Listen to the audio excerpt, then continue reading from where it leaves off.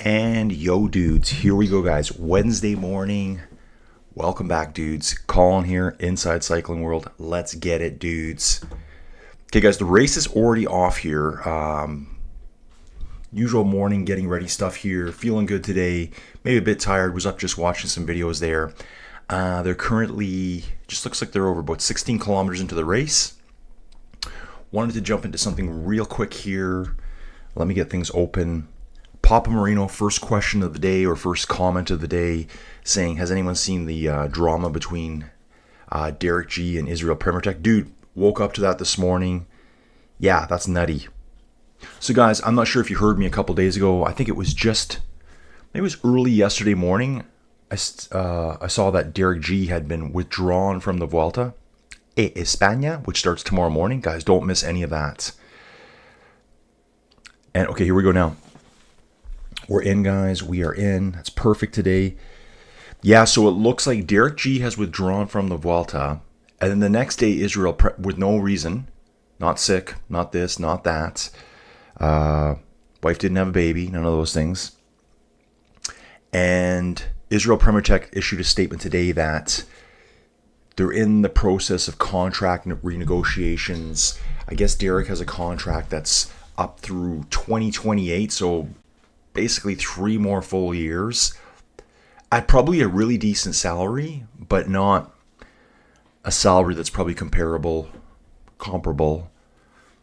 to the other GC leaders, I would imagine, because when they gave him that contract, that was probably back in 2023 when he was just a superstar breakout at the Giro.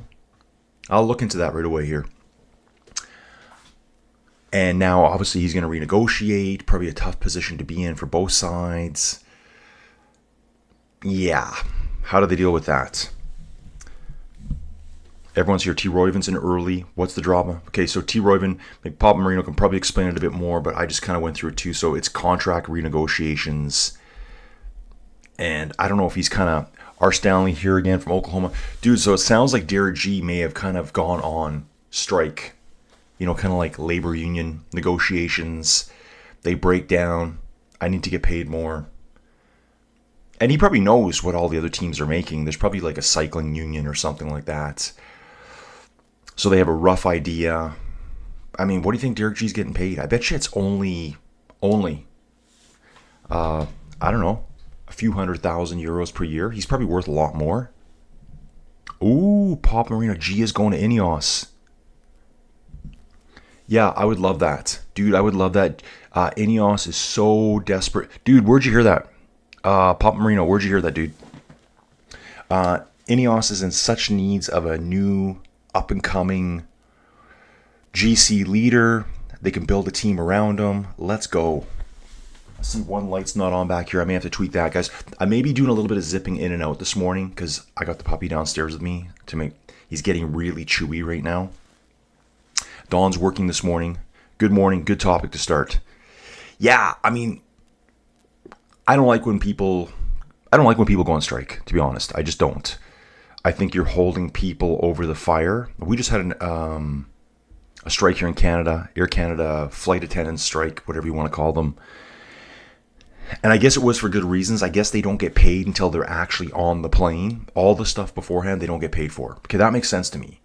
But basically, you're holding everyone in Canada hostage. Because, yeah, it's just... Or when the male guys go on strike. They go on strike, we're all sitting here, thanks guys, you screwed us over. It's hard to support them. T. Irving, yep. Just seen that now he is trying to force a move to Ineos.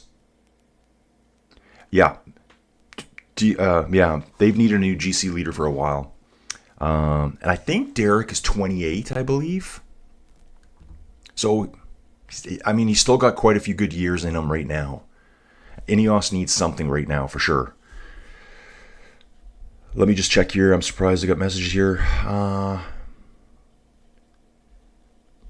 Yep, okay, Joey Jojo's here. I better... Well, she's not here yet. But I see she's commenting, so that's great.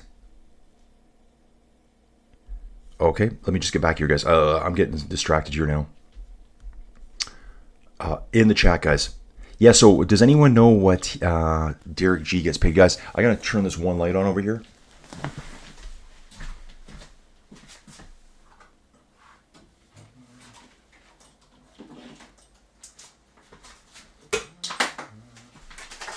Just maybe that'll help me a little bit. Okay, yeah, just a little side light on there, guys. It kind of helps with the pixelation in the background. If you're ever green screening, you need a lot of light on your green screen, but not too much. Okay, guys, let me jump into the race. I haven't even actually looked at the race yet. Well, I did this morning. 22.3 kilometers done. I saw a really cool stat this morning. This is going to be a different type of race. It is a flat start. I thought there might have been a circuit at the start today, but there's not. They just kind of start the start town, Aalter. Well, you can see here, it's called Aalter. We go past Aalter. We loop really close back to it. I thought there might have been a circuit at the beginning. Doesn't look like it. Just we come close back to town. I think we go out north, come right back, right by it. Out into the countryside, and you can see if you're looking at around kilometer 110, look at kilometer 110, Den Rudberg. Then you look at kilometer 142, you see Den Rudberg again. That's going to be our circuit we're doing. So it's like traditional here. It looks like they have a circuit every day, which I think is super cool. The fans that are there are going to see the riders go by 2-3 times. It looks like first passage, second passage. So they're only going to go by the finish line 3 times today. It looks like. Green kilometer positioned at kilometer 150. What I did want to show you here too is take a look at the stat here I found this morning. Fastest stages in Renewi Tour in history. We got 2 of them this year, folks. Stages 1 and stages 2. Here we are on stage 3. So we've got 2 stages from this year in the top 5 overall. 49.781 kilometers an hour on Monday. That's the fastest time ever. And then super flat.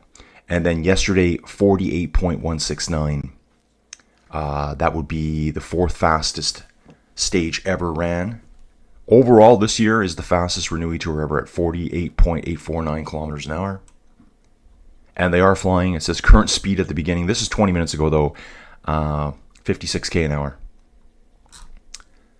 Figure out what's going on here. We've got a situation, guys. Here is the situation profile right now. It says we have 11 riders in the break. Let's take a look at them all here. How are the teams represented this morning? Jumping back here, guys.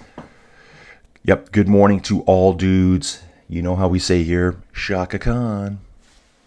Shaka Khan, it's kind of a catch-all phrase for everything you do in life. Someone says, hey man, we got to move that 8 yards of gravel we got dropped out front. Here's your shovel. Shaka Khan, let's do it. Something happens really good. Shaka Khan. It's one of those. Robert, Baltic Chain Tour. Dude, I just saw that as well. Oh, it is. It's live on YouTube. Okay. Yeah, guys. Robert, dude, you read my mind, dude. And it's super early for you. 4:38 in the morning for Robert. I left the page right here because I did want to show you. I saw that this morning too. Right now, folks, there's 8 races going off right now.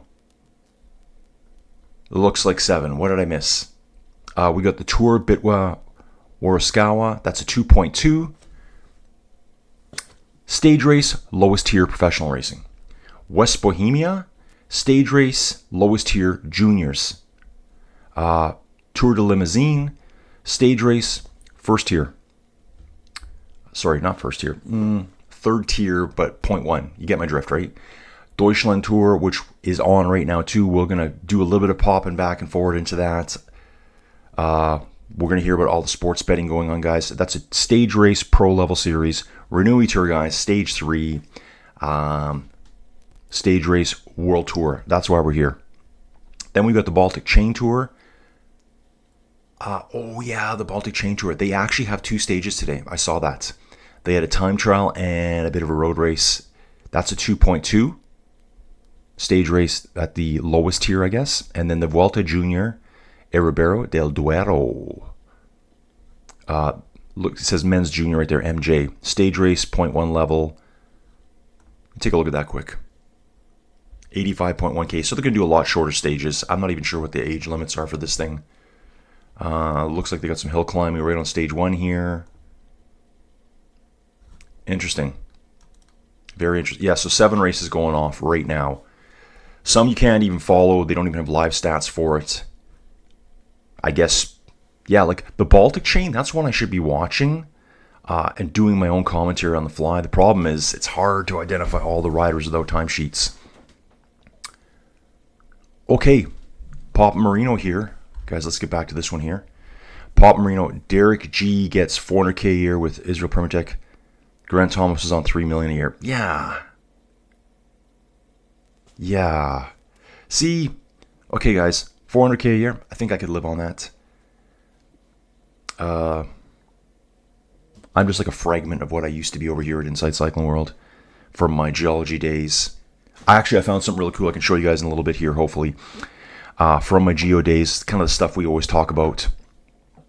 $400K a year for Derek G could pretty much, he would do well at any team. Like if you were to plop him into, say, Lotto, or there's a lot of teams he could go to and like, oh, that's obviously our GC guy. Obviously, Cyril Desal wins the sprint here at Aalter. So when they're coming back through town at 26 kilometers in, this rider here for a Pro Series team finished 66 on day 1 and 125th on day 2. So G's getting 3 mil, Derek's getting 400. At this point, probably over the last couple of years, I'm pretty sure everyone would agree that G can probably get better results than, that Derek, well, okay, I screwed myself up there.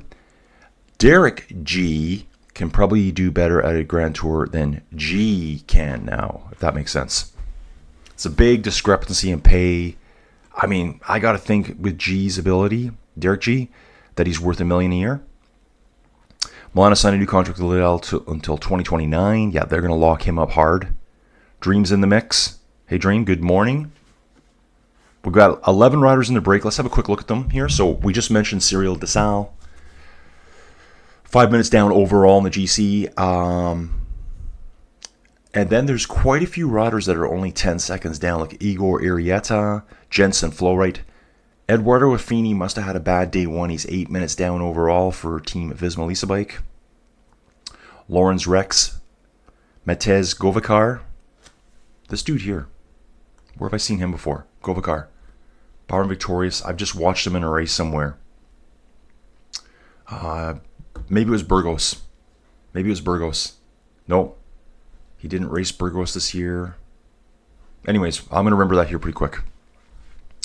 Johan Jacobs for Groupama FDJ. Also got Max Walscheid, Aaron Gate. Aaron Gate looks like he's a New Zealander. He is, for Astana. And like I mentioned before, Cyril Desal, and then Peter Kellerman. Peter Kellerman, Czech Republic rider, two-door. Looking at his results, Arctic Race of Norway, Renewi Tour, Tour de Suisse. Okay, guys, what do you think someone like Derek G is worth? If you're Ineos, how much are you willing to pay him right now for his talents?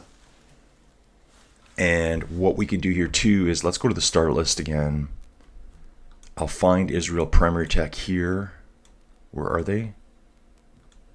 Okay, I'm thinking they're not here. Are they not here? Yeah, they're not here. It's a World Tour race, but they didn't get a wildcard invite. That's right. Wow. Okay, fair enough. What I can do is we're going to bounce out of that. Keep this one here for now, guys. We're going to go over to the Deutschland Tour. We're going to have that one open too. Over at the Deutschland Tour, we got 5 riders in a break. Let's take a look at them. Mikhail Heidemann. Ooh, I remember this name from yesterday. I think this guy was in a break very early yesterday. Jonas Rouge for Intermarché Wanty. This dude did ride the Tour de France this year. Had a crash. Got ran over by another cyclist. I mean, he honestly got ran right over. Vincent Dorn. Vincent Baudet. I think Vincent Dorn was in the break yesterday too. Dorn and Heidemann were in that break together. I think it was Miguel Heidemann for... Okay, I'll have to think about this. I thought he was. Yeah, he was. Take a look at yesterday. Yeah, Deutschland Tour. He was in the break for 104 kilometers yesterday, so I must have just seen him for a while, popping in and out of both races. I'm pretty sure there's 4 of them. There was 3 dudes in green jerseys and Andrew August leading the Deutschland Tour yesterday, guys. So we're talking about a different race here. I have to remind myself that. And actually, I just see that there's 5 riders here now. Let's take a look at Vincent Dorn. Yep, look at this here too. Vincent Dorn was in a breakaway yesterday for 117 kilometers. So must have been part of that same group early on yesterday. They're currently at 68 kilometers done. Looks like a lot tougher of a course for these guys here today. They don't have anything like the green kilometer. That's just the beauty of the Renewi Tour, this green kilometer sprint point. So yeah, 11 riders up front. They got a 146 lead. Okay, yeah, the catchphrases. Love the catchphrases, guys. Some of the ones I always say coming around for 709er. All you gotta do is go on YouTube, look up the alien scene, dropship to hell. That part. Just take a look at that. You'll see what I'm talking about. Lidl's grocery chain store in Eastern US. Yeah, dude, it's actually all over Europe too. I think they have like tons of stores in Europe, and I was aware of that earlier this year. They do have stores in the States. I don't think there's any in Canada. Ooh, take a look at this. Tim DeClercq, over the Renewi Tour, has abandoned the race. So Tim is out. What is up with Tim? Tim DeClercq has abandoned the race. Why would he abandon? Okay, so Tim's out. Maybe too much work at the front. Gonna check something here, guys, quickly. Next race is coming up. The big race, La Vuelta. Yeah, he's not at Vuelta. Sometimes I think some of these guys pop around from races to races, but Tim DeClercq has just abandoned. What we're going to do too is let's take a look at the weather today. Light winds. So we don't have any fresh breezes today. It's very, very light wind here. Jump out of that. G is a solid GC rider, but he does not do much, I think is what are you saying? Yeah, I'm going to try to get to him here. So what I was doing here was, here,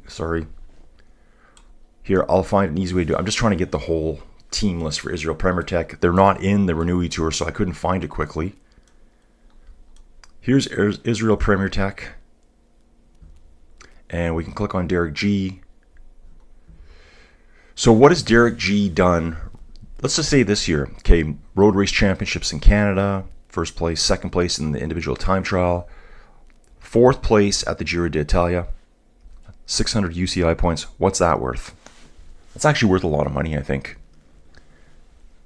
He got a 6th place, stage 17, a 5th place, stage 16, 7th on stage 14, 9th on stage 11th. So he's got a lot of top 10s there. Didn't win any stages. Tour of the Alps, 3rd place overall, which includes a 2nd place and a 3rd place. R. Stanley, dude, thank you so much again, dude.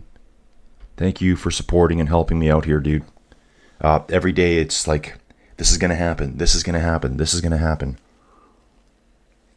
You guys are making it happen for me. R. Stanley here. In the garage, wrenching on the 1993 Cannondale with Colin. Dude, I love it. I absolutely love it. So Tour of the Alps, he got 3rd place overall. A 2nd place and a 3rd place win. And one of those, he was in a 78K breakaway. So he's not afraid to go out front. He's the kind of rider, a GC rider that will go up the road by himself. You don't see that too often anymore.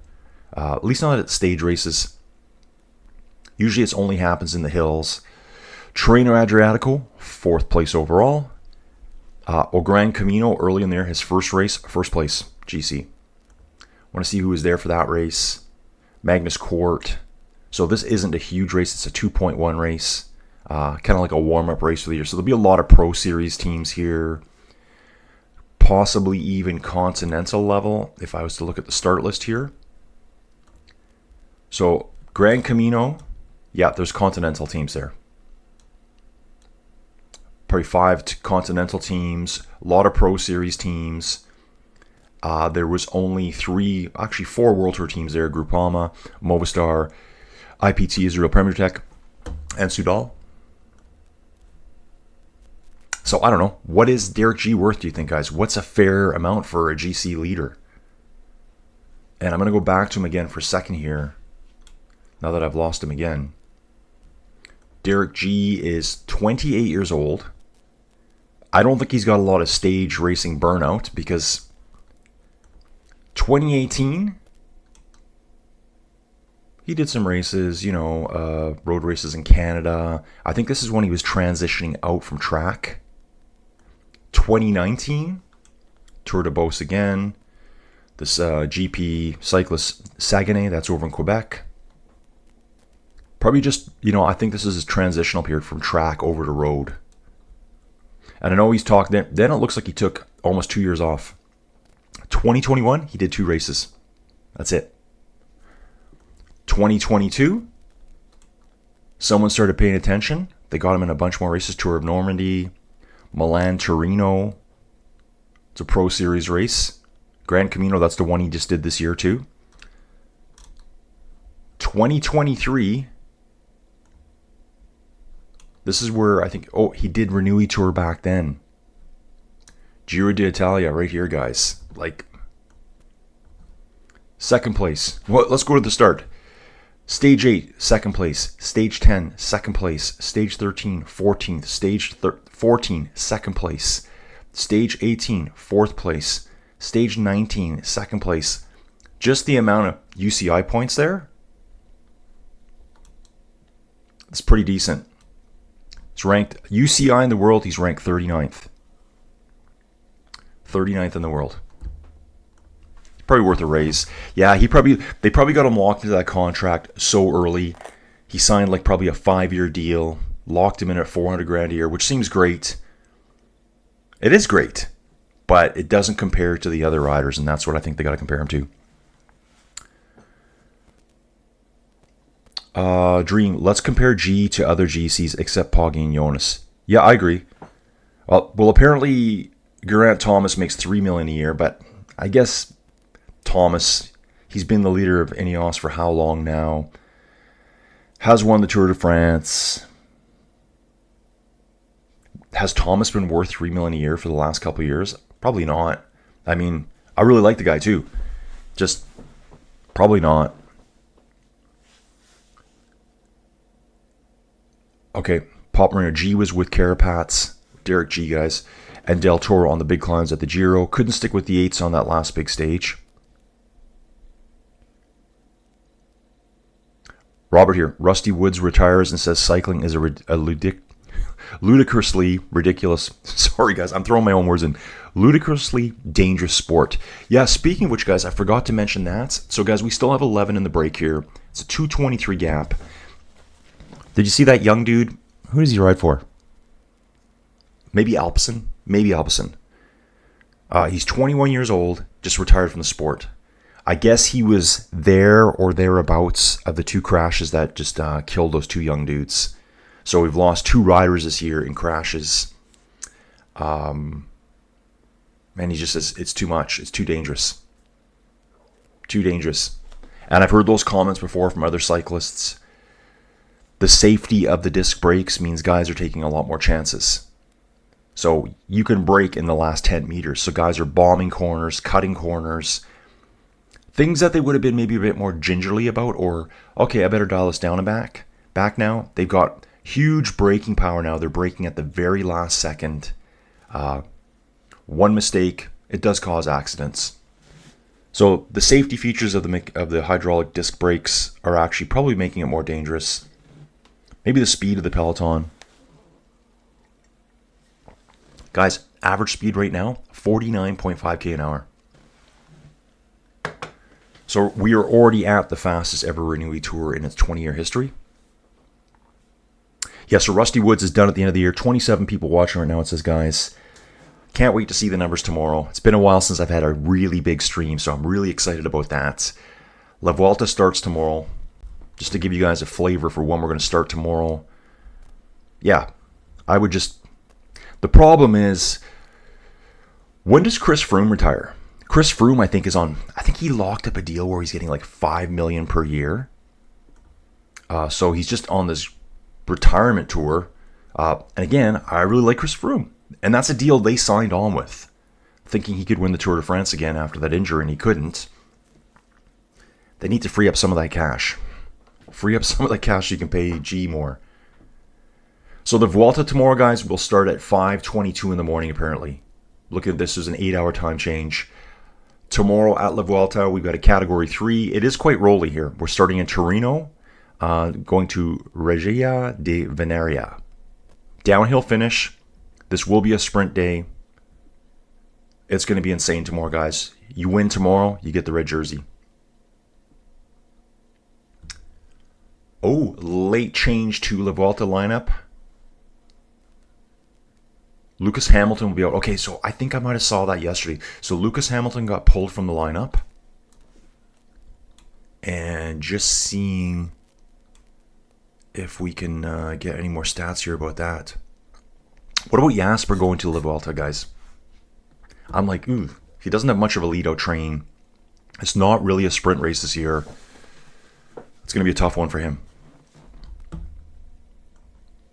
I will bounce back to Deutschland here quick. And what I'm going to do, guys, is when I bounce back here, I'm going to just go take a look and see what my little buddy is doing now here in the basement.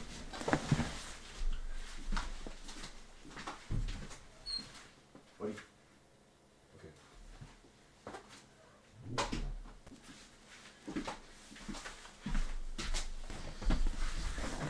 Okay, little buddy's doing good. He's found some, what would you call it, like wrapping paper for presents that the cats found, and he's just having a good time chewing it all apart.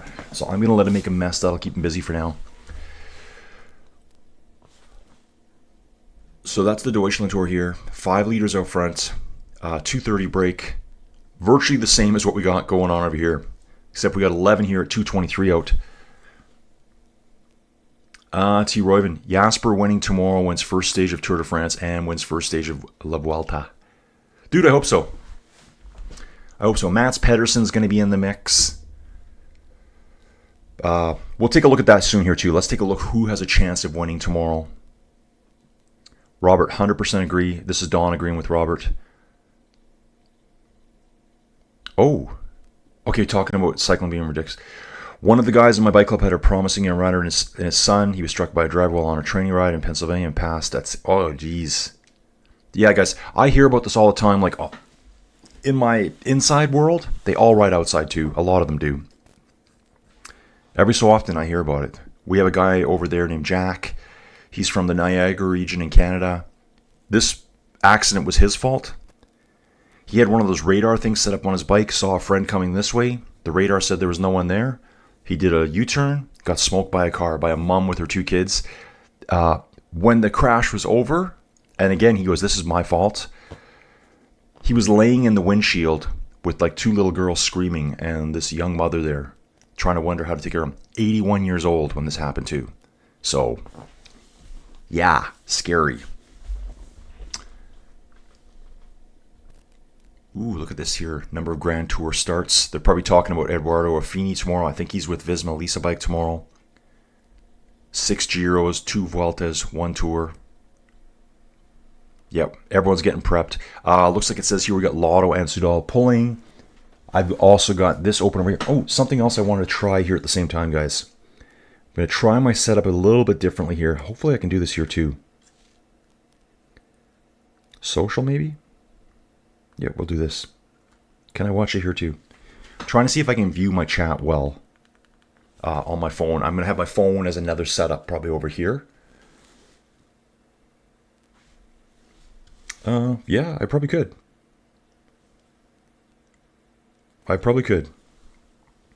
Yeah. So what I'm going to do right now, guys, just let me, I'm doing some tweaking here right now. If I do that there and I turn that down there, ooh, more natural light on Colin. That's better. And then, guys, got you on my phone.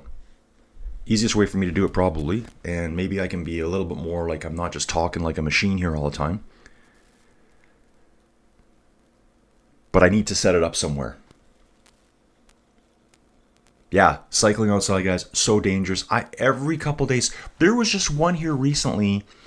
So over in British Columbia, I think it was in the Okanagan. I think it was near Vernon, BC. Vernon? Vernon or Penticton. I think it was Penticton. So that would be kind of going to the south end of the Okanagan Lake there. The series of chain lakes, finger lakes. Think of them that way, guys. Mountain lakes. There was an event on, like a Grand Fondo, and at least one person died and several more got injured. A car just drove right through the event and hit a bunch of people. And it's been running for years and years and years. So even you think you're doing these safe, fun outside events, no, not safe. There was another one I saw, and I saw it on a YouTuber's channel. You might have seen her, I Am Terry B. She's a cyclist slash triathlete. And cocktail type, there's a certain name for it, I forget what it is. The people that do all the crazy bartending. She was talking about a ride in Vegas, another organized ride where like one of those white cube vans drove right through the pack and killed like, I don't know, I think it was like 4 or 5 people. So she's doing her thing. She gets smoked. And I mean, she was in like the neck thing. So I don't know if you guys know her. If you guys know who I Am Terry B is, I think she's just making a comeback now. She did some Rouvy stuff way back when. Probably got me interested in Rouvy way back when. She did some triathlons. I think she said she was riding in Vegas, had just left her group she was riding with, was riding home by herself, straight through the intersection. She's got the green light. The car doesn't see her, turns into her, drove right into her. Sent her flying right over top of the car type thing. Like, that was a life-threatening one for her. Like, when I saw her, she disappeared off YouTube for 9 months. And then finally came out and gave an update. I'm like, I thought she just quit YouTube. No, she was like half dead. So it can happen at any time. And the more I hear about it, I get excited to ride outside. And I'm like, yeah, I could just stay inside. You just stay inside. Or you got to be really smart about where you're riding. Really smart. Okay.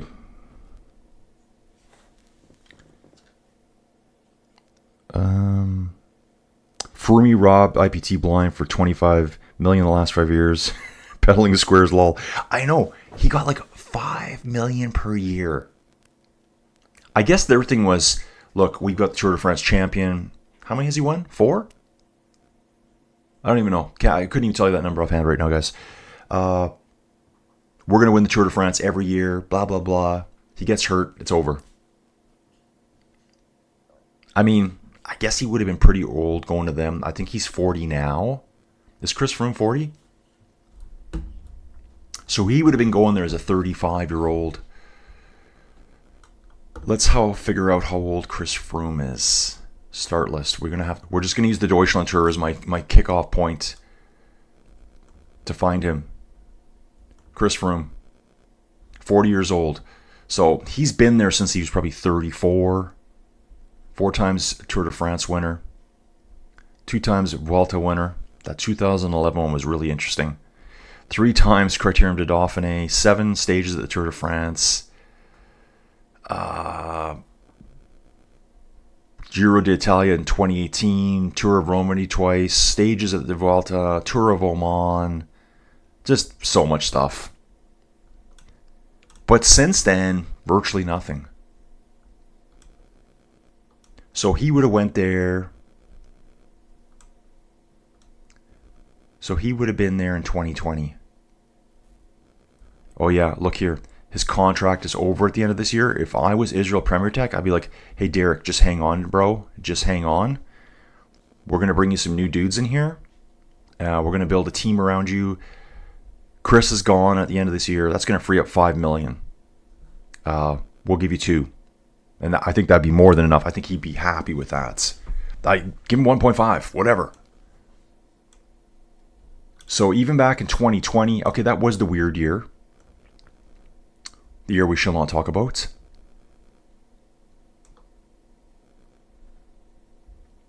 Just looking at his results here from 2019. What was the year of his big crash? Was it 2018?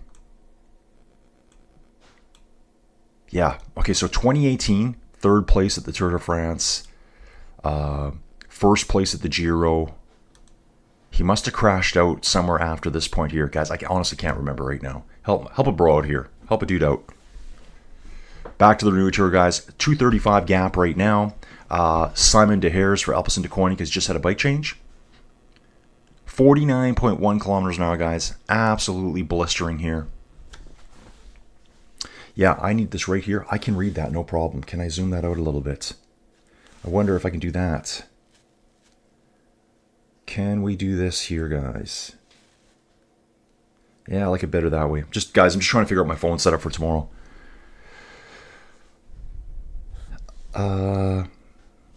Yeah, they put a lot of money into Chris Froome, and I don't think he's won anything. He's been basically a good mentor, but he could have done that for $1 million a year. But he never would have signed for that. They wouldn't have got the prestige. I guess they were going from, if you look at Israel Premier Tech. So when he came on board, they were still Israel Startup Nation. And so he kind of helped propel them. Although they were technically considered a World Tour team then, as Israel Startup Nation, World Tour as Israel Premier Tech. Then they got dropped down to Pro Series because he wasn't winning. Yeah, good retirement package for him. I wish I could say the same about myself, guys. I will be working till the day I die. I'm okay with that. Donaldson, he's got hit and bumped by cars a couple of times. I went down once because of a car that I can remember. Once, kind of bad. It could have been a lot worse. I was a lot younger. Yeah, T. Royven. Yes, and Froome already had that big accident before going IPT. Yeah, I think he had the accident 2018 into 2019. Something like that. It's hard to remember all that stuff now. Okay. Yeah, so they bring him on when he's like trying to recover from a horrendous accident. Froome still racing, just not winning. Papa Marino. Love it, dude. Said he won a lot of cash on Froome when he was in his prime. 3-minute gap, guys. So they are pushing away even further now. They probably want to get... So we're just coming out of the flat section now. After about kilometer 50 here, you can see on the profile that it starts getting a little bit rollier. Starts getting rollier here, guys. There's going to be ups and downs. And then we start like a good series of circuits. Wow, that almost looks the same there. I'm looking at the profile thinking, is that a circuit as well? But it's not. Just similar looking hills. And we have like no KOM points at all right now, which makes sense. Do we get any KOM points at this race? We've already had a sprint point at Aalter. Wow, that's really hard to read that. Okay, that was still to sell. There's points. Oh, and they gave more points today, it looks like. I think yesterday it was 10, 8, 6, 4, 2. Now they're giving 12 descending. 12, 10, 8, 6, 4. Down to 5th place there. Looking at the points race here itself, Tim Merlier in first place. Stage 1 got 30. Stage 2 went to Olav. Stage 3 already, wow. Pavel Bittner right there as well. Binyam's doing good. Arnaud Delis. Juan Sebastian Milano. Simon de Haers, we just saw him earlier. Let's take a look at this dude. This did a bike change, I think. Alpecin de Koning, 24 years old, big dude. 1.92 meters tall, all sprint. 2 10th places at this race, that's really good. We'll look at his season. Did a bunch of one-day races here, it looks like, in June. May and June. Did the Tour of Turkey. Won Stage 1. He won Stage 1 at Antalya. That's a really cool looking part of the world. Turkey looks like a really neat place to visit. Just too far to get there for me. I'll never go there. If I did go, I'd go to Göbekli Tepe. And what's the other one? Göbekli Tepe and Karahan Tepe. I would go check those places out. So he did do Tour Down Under earlier this year. I better slow down my talking. I know sometimes I talk very fast. I actually had someone one day say, "Dude, I'm glad you've slowed down your talking." I'm like, "Sorry, dude." He goes, "Don't worry." He goes, "You're just a fast talker." Sometimes it just kind of blathers out. Interesting stat here. 72 wins this season for UAE, 29 for Visma. That's the second place team. So UAE is so dominant. Bring cash, folks. Bring your cash. Back the Brinks truck up to the garage and just unload the cash, and you can do anything with that money. Bring cash. Last win for UAE 12 days ago. What would that be? Could be, I'm going to think, would that have been Burgos? Was that just 12 days ago, guys? Was Burgos just 12 days ago? August the 11th. You tell me. I don't know. Actually, I don't know what the day is. Looks like it's the 22nd today. Yeah, Joey Jojo's going to the airport today. So I'm doing this, doing chores, and then probably helping her get ready to go pick up the girls in Airdrie, little town down the road. Puppy, you're okay. Sorry, guys. He's at that real whiny stage when he doesn't know where people are. I'm just hoping he goes back to bed instead of tearing my house apart upstairs. I'm assuming Joey Jojo's going to sleep in today. So yeah, 72 wins to 29. Bring cash. Just bring cash and you can win everything. What a technique. What a strategy. I think it's way more than 60 mil. Way more than 60 mil. They don't even want to tell us how much money they pay their team. Actually, you know what? Let's take a look at UAE while we're here. We're going to back out. I'm going to use this one over here. We'll use the Deutschland Tour. Okay, Chris, you got to go. UAE Team Emirates. Look at this team here, guys. Look at this team here. How many riders have they got? They're carrying 32. It looks like they're carrying 37 riders.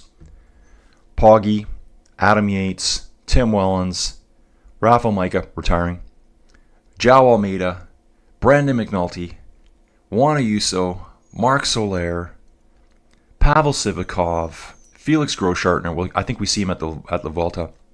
Niels Pollitt, Jonathan Narvaez. Come on, Sebastian Milano, Isaac Del Toro, Jay Vine.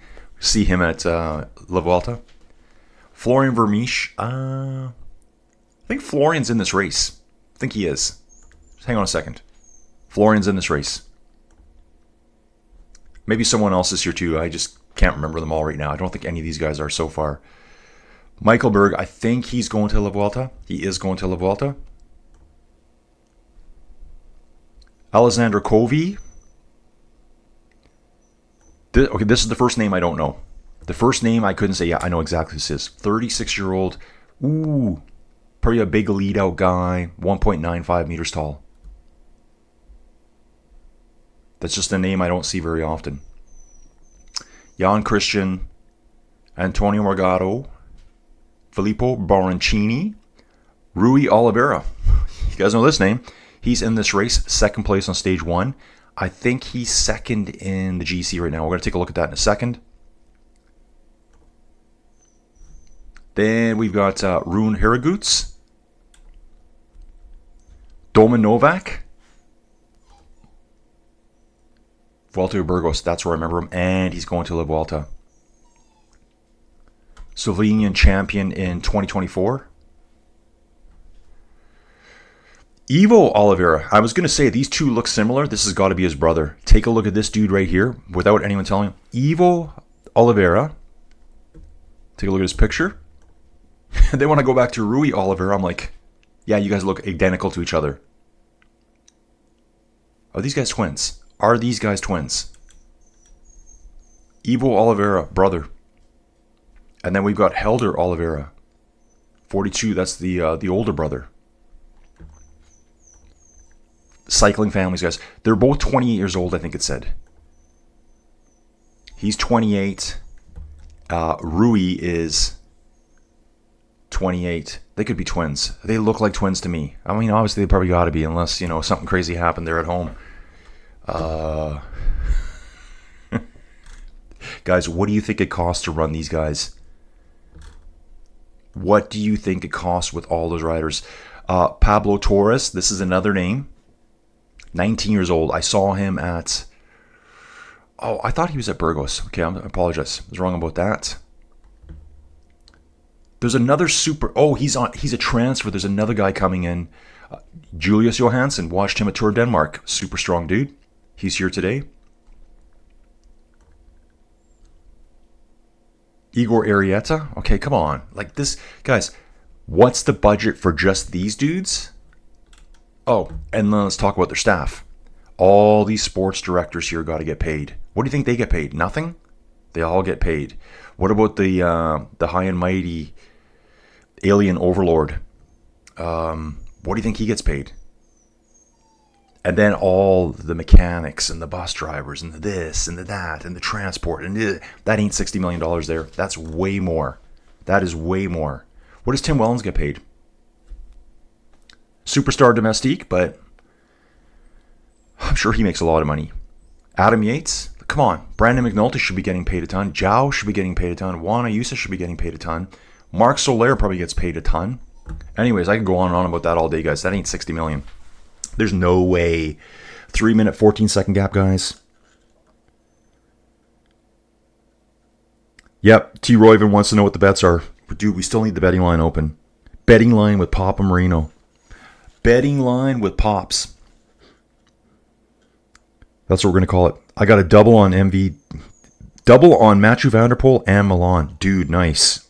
Dude, okay, so Papa Marino, what are the... So that's a parlay, right? Forgive my ignorance because I just don't get the stuff. I've heard of it in horse racing here in Canada. That's a big thing here, horse racing. So you're going to bet on 2 individual winners of 2 separate events. What are the odds for that today? And I like your bet for MVDP today. This is a better race for him. The sprinters will be slowed down by all these lumps and bumps. Alexis Reynard out of the race. This is a hard race, guys. I think it's too fast for them. T. Royven, I think Liddell has second most wins overall. Let me just close that down, guys. Oh, that's how I do that. T. Royven, I would have gone for Van Aert or Brennan again in Germany, but cross fingers for you. Yeah, we're all cheering for you, man. Watch out for Torres. Probably the next big thing from UAE. I think that's what you're saying here. Yep. That's that young dude too. I actually just saw another young guy. Oh, he's on the development team. He's on the development team. How do I find the development? So they've got 5 incoming riders, 6 outgoing. Okay, this is cool. Number 1 team in the world, number 1 on PCS. Who are the incoming riders? We're going to find that young rider right now. Transfers in. Riders to come into the team at the start of 2025. Oh, so this is just the start of 2025 they came. Torres, I think that's who you're talking about. Okay, it's not this guy. It's a different dude. Or maybe it is. Maybe it is. I just don't see a race here he did that I covered. I covered a race that had another young dude coming to UAE and they locked him up for 5 years. But same with Torres. Okay, I'll do some detective work later. Outgoing, who are they losing this year? Riders that have left or retired. Okay, that's 2024. So this is kind of doesn't make sense for this year. Check out transfers for 2026. Oh, I know about this one. We saw that. Kevin Vermark from Team Picnic, Postonel's coming in. Adria Pericas. It's probably this guy. I just don't remember. I didn't cover those races, though. It was a race I covered. But yeah, another young dude right here. They just locked him up for 5 years. He is from their Gen Z development team. Now they've locked him in for 5 years. What do you think they pay him? He's 19. Could be a future leader over there. Wow, love looking at that stuff. Gap right now is 2.5 kilometers, and it's growing constantly. 3 minutes, 45 seconds.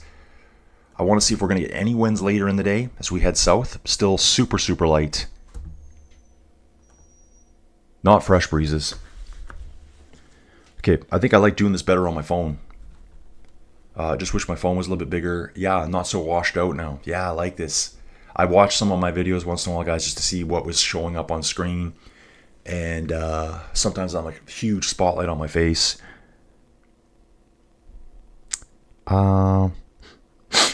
Today's bet is 10-1 if they both win. Okay, cool.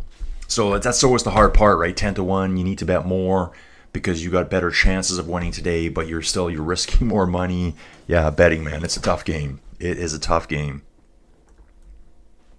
I'll have to look into it. Maybe I can do that later today if I have time after Joey Jojo's gone. So yeah, I think I'm dropping them off at the airport at 1 o'clock this afternoon. Going to bounce back to the Deutschland Tour here quickly. So yeah, I will take them into town and drop them right off at departures. See you guys. They'll be in Vegas by about 5 o'clock tonight, which is nicer because the original flight, they thought they were leaving like at 7. They were going to be landing at 9 in Vegas. Only a 2-hour flight from here. But then Joey looked at it closer, and Addison was on the flight by herself on the early flight. So we're like, how did that happen? Over on this one here, guys, still 5 riders out front. 2-minute gap.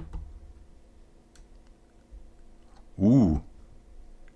Over in the German race, teams with the most injured riders at the moment. Unibet Titema Rockets. Lander, Locks, Abram Stockman. Just saw him on a YouTube video this morning. Ineos Grenadiers have Carlos Rodriguez out. Think he hurt his pelvis.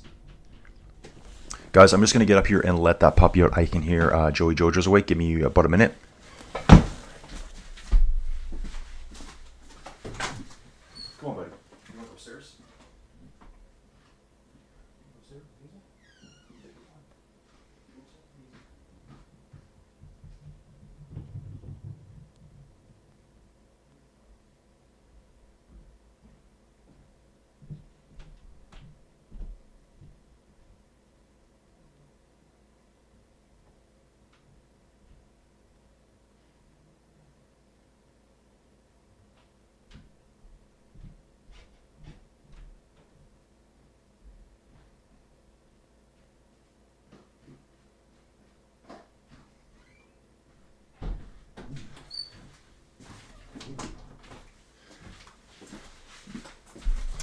Joey Jojo is awake, so I think I'm on babysitting duty for now.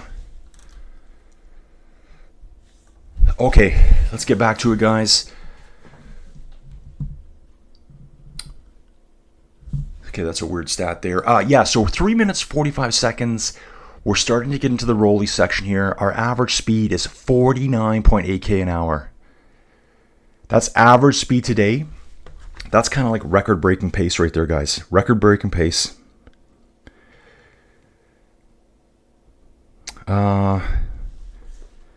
Papa Milan. Okay, so let's go. Going back here, guys. Papa Marino saying Milan should cope with the small climbs and be there at the finish with Wout van Aert and Brennan. Yeah, not a lot of huge climbs here, guys. 1.1 kilometer at 7.4%. 1.8 at 6%. I would definitely, okay, so just to counter the Milan move, like if I was Wout van Aert, I'd be attacking huge on these climbs.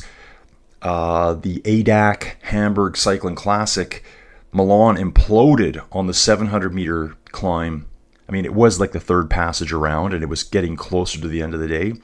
But he really got shattered there. I think a 700 meters at 9%, they got to ditch him. So I could see over at the Deutschland Tour here, any of the other fast, long-range sprinters, as I like to call them, they're going to want to attack up here and ditch him. This one's probably too far from the finish. Lidl Trek can pull that all back. This one here, that's 30 kilometers from the finish. That one might be too close as well. They may be having to drop him on these smaller climbs, which, again, that might be too hard to do. I can see these earlier ones, they could drop him, but he's going to pull it back. So, good point, Papa Marino. Yep. So, yeah, I'm thinking these small climbs, that's going to be where they want to attack, 10, 20K out. Those don't look big enough there. We'll see. We will see soon, won't we? Okay, back to this one. We're back at Renewi Tour now. Aalter to Geraardsbergen, 182 kilometers today. Just getting into the rollers now, 3 minutes, 45 second gap. Looking over here, I have no video feed yet. Hopefully it'll pop up soon. Soudal announcing a bunch of hires for staff, former riders that indicate they are moving back towards Wolfpack race style. Dude, totally think so. Totally think so. They did the GC with Remco. They brought in Michael Landa to assist him at the climbs, which didn't help this year because Michael was out day one of the Giro. Yeah, Mikel Landa was out day one of the Giro. Actually, let's go take a look at Landa here. And we're going to jump into La Vuelta. Take a look at Soudal. Probably zipped right by them. That's Groupama. Probably zipped right by them, didn't I? Oh, they changed the jersey. Their jersey is changed now. Take a look. They got a special jersey for La Vuelta. Mikel Landa. So I think he crashed out day one of the Giro. Yeah, he did. Day one of the Giro. He was brought in. Well, I guess he came in 2024 to assist Remco. What happened in 2024? He got 8th at La Vuelta. So yeah, this is good to look at here. So last year at La Vuelta, Mikel Landa, 8th overall. Could he be a top 10 contender? We've already talked about that. Yes. Here's an 8th place finish, a 5th place finish, a 9th, 4th and 3rd places here. 7th on this one. His individual time trial is not bad. Oh, sorry, 92nd place. There was 12-kilometer time trial. Did well at the San Sebastian Classic. 5th at the Tour de France. Yeah. So, yeah, technically he's still their GC guy. I see other riders here now. Junior LeCerf. This dude. Really good climber. This race really could suit him. Won the Czech Tour. Kind of on fire right now. Perry Ponch, another great climber. Won Vaughan 2 this year. Got 6th in the mountains classification. Shackman's in the mix. Louis Vervaeke. Okay, dogs are going nuts up there.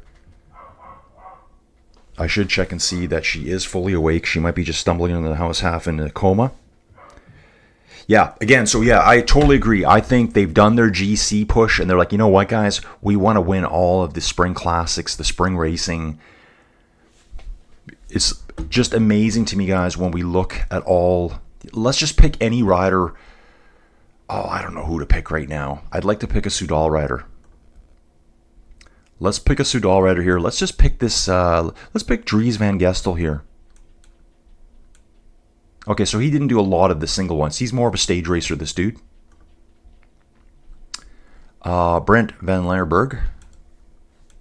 Yeah, all these. You know, Brussels, Halen Vasgoed, Hurst, Pegel, Paris-Roubaix, Scheldeprijs, Ron van Vlaanderen, Dwars van Vlaanderen, Gent-Wevelgem Classic. This guy here, there's tons of them. There's like a race. It seems like they're racing every day of the week in Belgium, and I think that's true. Almost, that's true. Bert van Leerberg, 32 years old. Been with Soudal quite a while. So yeah, I think they want to, like Robert says, they're going to totally reinvigorate that whole "We Are the Wolf Pack," which I think is going to be really cool. Just concentrate on the one-day races, the classics, potentially monuments. Most stage wins by team in the Renewi Tour history. Soudal Quickstep. Or, again, too, maybe we could discuss, maybe not just one-day races, the flatter stage races. Things like Renewi Tour, the Deutschland Tour. Not where you're going to see big GC leaders showing up. Where the faster domestiques, the stronger guys can get wins. So, yeah, I agree, Robert. Sepp Van Mark, Nicky Terpstra, Elliot Leiter as sports director as well. Tim de Klerk. Oh, so Tim will be going there. That's what Tim will be doing. Yeah. Yep. Wolfpack is back, baby. Wolfpack is back. They don't even really say it much anymore. I kind of miss it.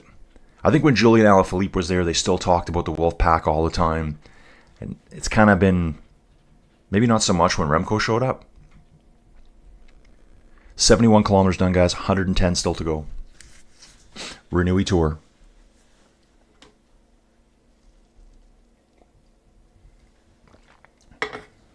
That's the only dead air you're going to hear here, guys. 3 minutes, 36-second gap. Friday morning, guys. Thank God it's Friday. I'm getting set for the huge swing, the huge shift to streaming. What have we streamed this week, guys? I streamed on Sunday. That took Monday off. Did a preview show on Tuesday. Here we are Tuesday, Wednesday, Thursday, Friday this week. Now with La Vuelta, 9 days more on top. So race streaming, it will be, I guess, 13 days straight. Then there'll be a off day. However, I've already highlighted other races I want to cover, so there may be some double day races in there. For all you race junkies, if I look at the calendar here, let's just see next race is coming up. This is the pro only. So you can see here I've got my filters on upcoming races, pro races. So here we are right now. We're at the Renewi Tour right now. Tour de Limousine's on right now. Deutschland Tour is on. Tour Bitka's on. West Bohemia's on. Baltic Chain's on. The Vuelta Junior's on as well. Jeez. I've got it. Men's Elite. Okay, and Women's Elite. Okay, that's good. So then we got the Vuelta starting. Which ones have I looked at here? Oh, wow. There's so many. Just take a look at this. On the 27th, there's 5 different races going off. Never heard of one of them. They're 1.1 races mostly. Here looks like another Tour of Poland race, or a Polish race, stage race, 2.2 race. One I really want to do is going to be Britannia at the end of the month. Kind of hard for me to see it right now, guys. I'm probably wasting my time doing this. But yeah, there's going to be some Saturdays and Sundays where I'll be doing 2 streams back to back. And I'm all good with that. Dude, Bike Terra's in the mix, guys. Dudes, Bike Terra, Matt, Anslow, I see that you guys have got La Vuelta stages up. I've already pointed it out in a video. I think a couple days ago, I showed everyone. I'll probably pop it on again here right away so people can see what I'm talking about. But I saw the stages are there. Really appreciate it, guys. It's such an added, valuable tool to the stream. Guys, and everyone that's watching and listening, please go check out Bike Terra. Just get a little, just start out with a freebie account and see if you like it. I've already got some people messaging me about Inside Cycling. Sheila Newman is one of them. She went out and got herself a trainer. And I don't know what her background is in it. She went out and got herself a Wahoo Kicker Core package with the Zwift cog. She's already riding.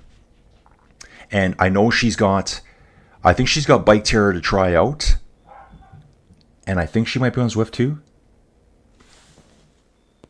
Just trying to see what I'm hearing up there, guys. So yeah, Bike Terra. Great to have you guys here. We appreciate all the support from you guys. I did ride, and I'm waiting to see Anna. There's a lady named Niagara Region. She's the one that's going to the World Tour Championship. Sorry, the Grand Fondo World Championships in Australia in October. I did ride that route. So they prompt Bike Terra says we're going to put that right on Bike Terra. I found it. I rode it. So I'm waiting to see her to tell her, hey, you can recon the course right now. It's available for you to recon it. If you've got rides you're going to go to, guys, what Bike Terra's big thing for me, it's like what Matt says in his podcast interview you can find on the virtual cycling podcast, whatever it's called, Chris Schwenker. The ability to ride any road you want right now. The ability to recon roads. So let's say you got a ride you want to do that's in the next country over from you, or the next state over, or the next province over, like here in Canada. You can go find the GPX. Usually the race organizer will provide it, or you can find the known Strava segments in the area, download it, create your route on Bike Terra, and go ride it yourself. That's exactly what I did. I did one just last week for a dude who asked me about a route in California. I'm like, dude, I don't even know what route that is. It was called Las Pulgas. It's between LA and San Diego. I said, okay, I'm going to look online. Didn't find it on Ruby. No chance. That would be my first kind of which of the big platforms is going to have a route there. Ruby might have had the video, but I was already thinking in my head, 1% chance. Zwift and MyWhoosh will not have it. Closed worlds. They can't do them all. Typed in on Bike Terra. Bike Terra didn't have it either. I'm like, okay, that's cool.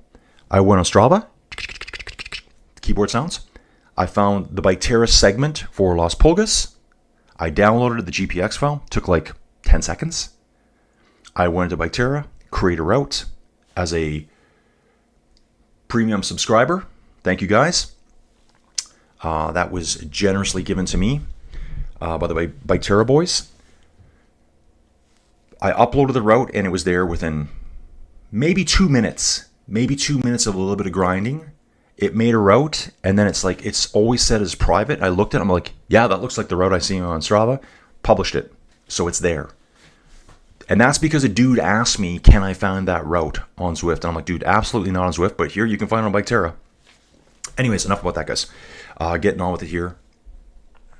Wolfpack strategy, devastating if you have the riders. Get 3 to 4 guys into a break, send them down the road one at a time, then shut down the race from behind.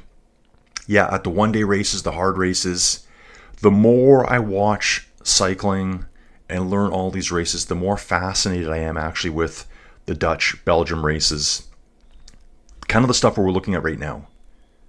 It's not all about climbing the Alpe d'Huez. These races are tough. Super tough races. And maybe because I'm a bigger dude, I think these races, technically, you got to be stronger. You got to be so strong. Yeah, Pop Arena Tour de l'Avenir starts tomorrow. Great for spotting young riders. Check out the list of former winners. Dude, I will. I'll definitely do that. Sheila Newman's here. She is here. I did some triathlons and I was a cyclist just for fun, but I did some century rides and have some MS 3-day rides and now have some balance issues. Oh, that's right. Sheila got into it because balance issues. That's another good one. That's another reason, not a good one, obviously, but another reason if you want to continue cycling, using a trainer. It's really good. There's a guy that rides over on Rouvy all the time. He's a really good cyclist. He's competed, I think, at Paralympics, and he has balance issues. So when he competes outside, he's on a 3-wheeler. When he competes inside, he's on his trainer inside. No balance issues because the trainer keeps you fully balanced. Sheila, thanks for commenting there. That's another great thing about inside riding. Give you some hearts for that. See, you guys make my channel better. Thank you for that. Thanks for supporting. Thanks for the likes, everyone. Drop the likes. Robert, pulled the trigger on a Wahoo Kicker Core Cog this morning. Should be here in a week. Dude, awesome. Awesome, dude. You're going to love it. You're absolutely going to love it. Try out the platforms. Guys, if you want to ride with me, just let me know. I just don't know when to do it right now. If you're North American or European, it's very easy for me to do because North Americans were virtually on the same time. 3 hours, 3.5 hours across the board. I'm including Newfoundland. They got the half-hour time zone that everyone forgets about. What time zone is Alaska on? Are they on a separate time zone? They might be. Europe, 7-8 hours ahead. That's no big deal. I ride early. They ride later in the day. It's over in Asia that I really struggle to ride with because they're like 12, 14 hours ahead. So if I want to ride with those people, it's 7 at night for them. It's 5 a.m. for me. That's really hard. Okay, we are on the Rotellenberg here. 1 kilometer at 6.5%. And like these aren't really super hard, guys. These aren't really tough climbs. They're just steep and they're short. Anyone could ride these. But when you do them multiple times in a stretch, we saw it last weekend at the Hamburg Cycling Classic in Germany. Jonathan Milan just absolutely imploded on a 700-meter climb. 700 meters at 9%. So roughly about the same amount of climbing. Very close. Within 10-15 meters of total elevation gain. It's just over and over and over. Just fatigue sets in. Still got our 11 riders. 3:36 is the gap. Yeah, exactly. Go Robert. Dudes, I love my inside cycling. It's so easy to do. And I keep telling myself every day, okay, I'm going to make sure it happens. That's another thing to do. I've got multiple extra cameras here. I'll show you what my setup looks like. It's like I said, it's right here. I'm looking at my bike. I'm looking at the handlebars, which I know you can see. So you can see my left handlebar here. Someone said they noticed my Zwift play here. So this guy here, there's a little thing I got strapped onto the handlebars. That's over on Zwift. And I'm hoping a lot of the platforms will be able to utilize it. So a lot of the platforms now you can do virtual shifting. So think of virtual shifting. It just means that if you don't have all the gears you want, it's going to reduce or increase the resistance on the trainer itself. So you can leave your bike in one gear. You're not going to use your mechanical or even your electronic shifting. it's virtual shifting on top of that, which is like having extra gears. So a lot of guys will jump on, guys, dudes, ladies, you know, they'll jump on their bike with maybe an old 8-speed and find out, I can't go up those hills. Those climbs are way too much. Welcome to virtual shifting. You get that the Zwift cog. A lot of the platforms are doing it too now. Virtual shifting is just built in. The software communicates with your trainer and will back off the resistance to simulate another gear, but it changes your speed as well. So they're not just going to lower the resistance and let you just fly up that 10% grade. It's going to lower resistance to simulate an extra 2 cogs on the back cassette, drop your speed a little bit too. They've got it all figured out somehow. Don't ask me. I don't know how they do it all, but that's how it works, allegedly. 339 is the gap now, guys. Ooh, nice here. So these guys are already on top of the hill. They're going to be bombing down the backside of Kortekir here. They've just gone through that little village. They're going to go up another little pimple, and then they're going to bomb downhill for a couple of kilometers, it looks like. So we might see that gap open up a little bit. Of course, it'll be brought back at the next one. At Tallenberg, it's 200 meters. That's it, at 9%. Okay. Bike Terra, nice. It's a good trainer, Robert. Yeah, dude, absolutely. Yeah. Guys, I don't ride a Wahoo Kicker Core. I do not ride a Wahoo Kicker Core. I ride a Tacx Neo 2T.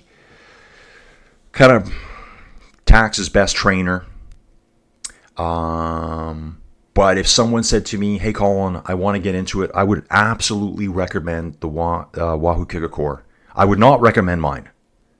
Mine is probably 2.5 times more expensive and does barely any bit more. It's slightly more accurate. So with trainers, you're always going to see, these are the key things. What's the max gradient it can simulate? This, right? How accurate is it? I think the Tacx Neo 2T is 1%. The Wahoo Kicker Core might be 2%. So it's really not that much difference. That only really applies to the highest level competition cyclists inside. And you're thinking, inside? How good can they be? Guys, there's actually World Tour riders who are riding inside right now. The 2 that come to mind, they dominate my whoosh.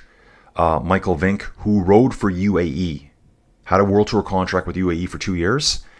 And Jason Osborne, who had a World Tour contract with Alpecin de Koenig. Jason Osborne retired? What do you have retired? Or just quit Alpecin de Koenig to just focus on inside? Over at my whoosh, they have races where they win money every weekend. So he can race every weekend, win. He might be making $3,000-$4,000 per weekend. Which you're thinking, well, that doesn't compare to Poggy, but he doesn't have to crash. He gets to race from home. He gets to race from his vacation home. He could travel to his parents, wherever they live. Ooh, abandoned from the race, Fabio Jakobsen. Yeah, I knew Fabio wasn't looking great. So Fabio's just abandoned, and Miles Scott's in here for Arkea BMB. Fabio's not fully back yet. See here the first 2 stages, 142nd, 143rd. 28 years old, could still easily be a tier 1 sprinter, just doesn't have it right now. What was Fabio's last incident why he is not racing good right now? Did he have another crash? I think he did. I just don't remember what it is right now. So Fabio is out. That's unfortunate. I really like that dude. Seeing him come back from that horrendous crash. I think that was Tour Poland, I believe. Okay, Arsenal, I'm sure in the next few years we'll be able to ride photorealistic routes similar to Microsoft Flight Sim, but with bicycles, if you're familiar. Dude, so we're talking Bike Terra here. Okay, so guys, I talk about all the platforms. I'm not trying to pick on any or promote any. For the photorealistic stuff, that's where you go to Ruvi. So Ruvi does everything in HD videos, 4K videos. They film all the routes, and then they overlay augmented reality on top of it, which does a pretty decent job. I just find the augmented reality overlay, as with any augmented reality overlay, looks a little bit, I don't know, fake, I guess. Just kind of looks fake. Whereas some of the digital only platforms, I get it. I'm fully involved in it. It's kind of like, it's virtual to start with. It's digital to start with. I'm fully immersed in it. Whereas with the augmented reality, I'm like, oh, I see what you're doing. Oh, but that part just, yeah, it's not a real cyclist. It's a fake cyclist. And I get it. The other one is completely fake, but I'm all into that. It'd be kind of like watching bad CGI. You know, when you see a movie that's got really bad CGI, it just doesn't look right. I would rather see a dude in a suit than CGI myself. Okay, so yeah, R. Stanley, that's Ryan from Oklahoma here. Dude, yeah, they're kind of doing it right now. All these platforms are. So when I ride on Bike Terra and I see other people on course with me, that's real people. That's some other dude riding in his basement, garage, shed, spare bedroom. They're there. Yeah, dude, love Microsoft Flight Simulator. I'm not very good at it. I don't really have enough time for it, but I have used Microsoft Flight Simulator to make some of my videos. So I've done mountain passes and stuff. I did the Col de Tourmalet. So Steven Cycles, he's in the channel once in a while. He flew the route for me. I put the audio. He said, here's some videos. He sent me 10 video files. I pieced them all together one day. Know enough about it just to be dangerous about the Tourmalet. Did a little bit of extra reading, and I added some audio to it. We flew the route. It's awesome. It's awesome. I think it's a great video. Whatever. Steven made it. I just added the blathering on. Then myself and Steven went and rode the exact same route on Ruvi. So, a lot of fun. I made a video out of that too. Robert here, Colin highlighting the Bike Terra app is what got me interested. Thank you, Robert. Dawn Tax is nice. I have a wind trainer. Yeah, they would have started out with just wind trainers. Dawn just gave a kinetic wind trainer to one of my friends. Anyone else get Fabio Jakobsen and Jasper Phillipsen hopeless confused? Yeah, sometimes. There's a lot of those names I get confused by. Situation, guys. Still averaging 49 kilometers an hour. It's going to come down a little bit through these rollers here, the lumps. They've covered 85 kilometers. Still got 11 riders up front. 339 gap being maintained. I'm going to take a look over at the Deutschland race here and this massive list of racing. Guys, did you see last night too? Maybe I talked about it yesterday morning. Yeah, it was later in the day. Jonas is now out of the World Championships. So Jonas is pulled out. We can take a look at that right here. So Jonas left the World Championships, but interestingly, he signed up for the European Continental Championships. Jonathan Milan signed up for Baton Classic. I want to cover that one. Isaac Del Toro's going to that one. Tim Merlier has signed up for the Tour of Holland. That's another race. GP, I don't know that one. GP de Formé. And Rux Pijl. What does Pijl mean? P-I-J-L. If you're Dutch, let me know what that means. I think that's Dutch. I see that word a lot. Maybe it means race. Maybe it just means race or something. Tour. I don't know. Oops. Latest transfers. We're going to look at that too, guys. Jenth Bierman's here. I think this is brand new today. It is August 22nd. He's 29. He is going to Cofidis for 2026 from Arkea. I wonder if this is a dude, because we know Arkea doesn't have a sponsor for next year, or at least a main sponsor. Wonder if this is a dude that was scrambling looking for a position and said, okay, I'm out. Because I think this is the team where they said, hey guys, you're free to find new contracts if you can. Find yourself a new job because we don't know what's happening. That could be his situation. And then we've got Daniel Hengeveld. Ooh, take a look at this. He is currently...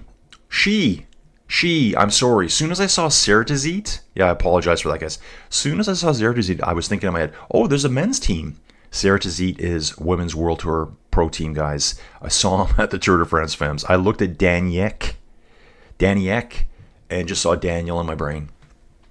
But Ceratizit is a women's team. I just assumed there was a men's. Anyways, there's not.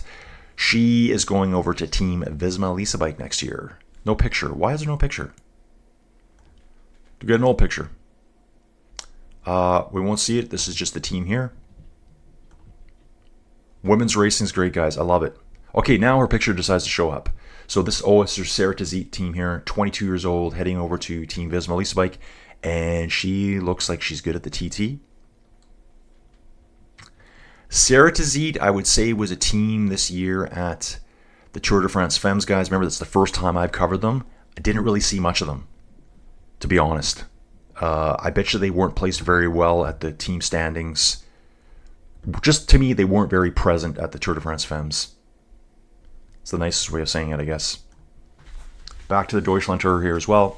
Hereford to Arnsberg.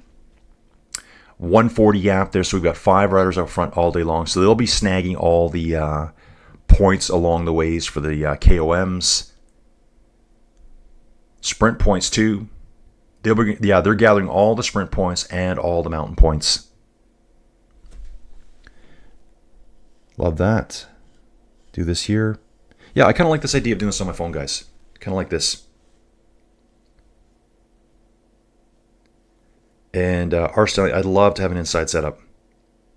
Dude, R. Stanley, dude, Ryan, just jump back through the channel. There's some playlists. Like, take a look. There's one that's got some bike terror videos. I thought I only had done 2 bike terror videos. I guess I got 4 or 5 of them done. I think one I actually raced in.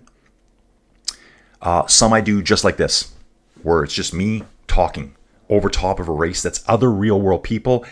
And I know all those people now. Sometimes it's the most rewarding thing for me is when some dude, this is my story, okay? This is my fake story I'm making. Some dude, he's 50 years old, used to ride bikes, has had a full career, kids are growing up, gets back on his bike and is enjoying racing inside again. It could be a him or her, okay? Let's just leave that there. It could be a him or her. Their partner, spouse, whatever, doesn't get it. Why do you like doing this so much? They have these great rides inside. Maybe they win a race. Maybe they win a sprint. Maybe they finish dead last, but it doesn't matter. They survived the war. Gives them something to look back upon. That's primarily the reason why I started doing this. Because I would go tell Jojo, I'd be like, oh yeah, man, I went into this sprint and this dude. The story, how Team GRC got started is a story in itself. How I met the dude. In my mind, I had this huge race story going on. I helped the dude. In the end, I ended up pulling away from that dude. I hooked up with him. I found him. I tracked him down on Strava. And then we have our own team now over on Ruvi. So,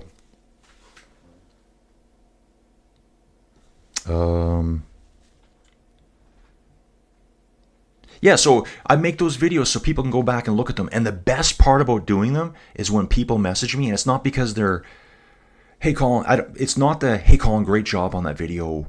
I love that you do this. Your video quality is so great, blah, blah, blah. It's the fact that they have a memory that they can look back upon and maybe show their kids.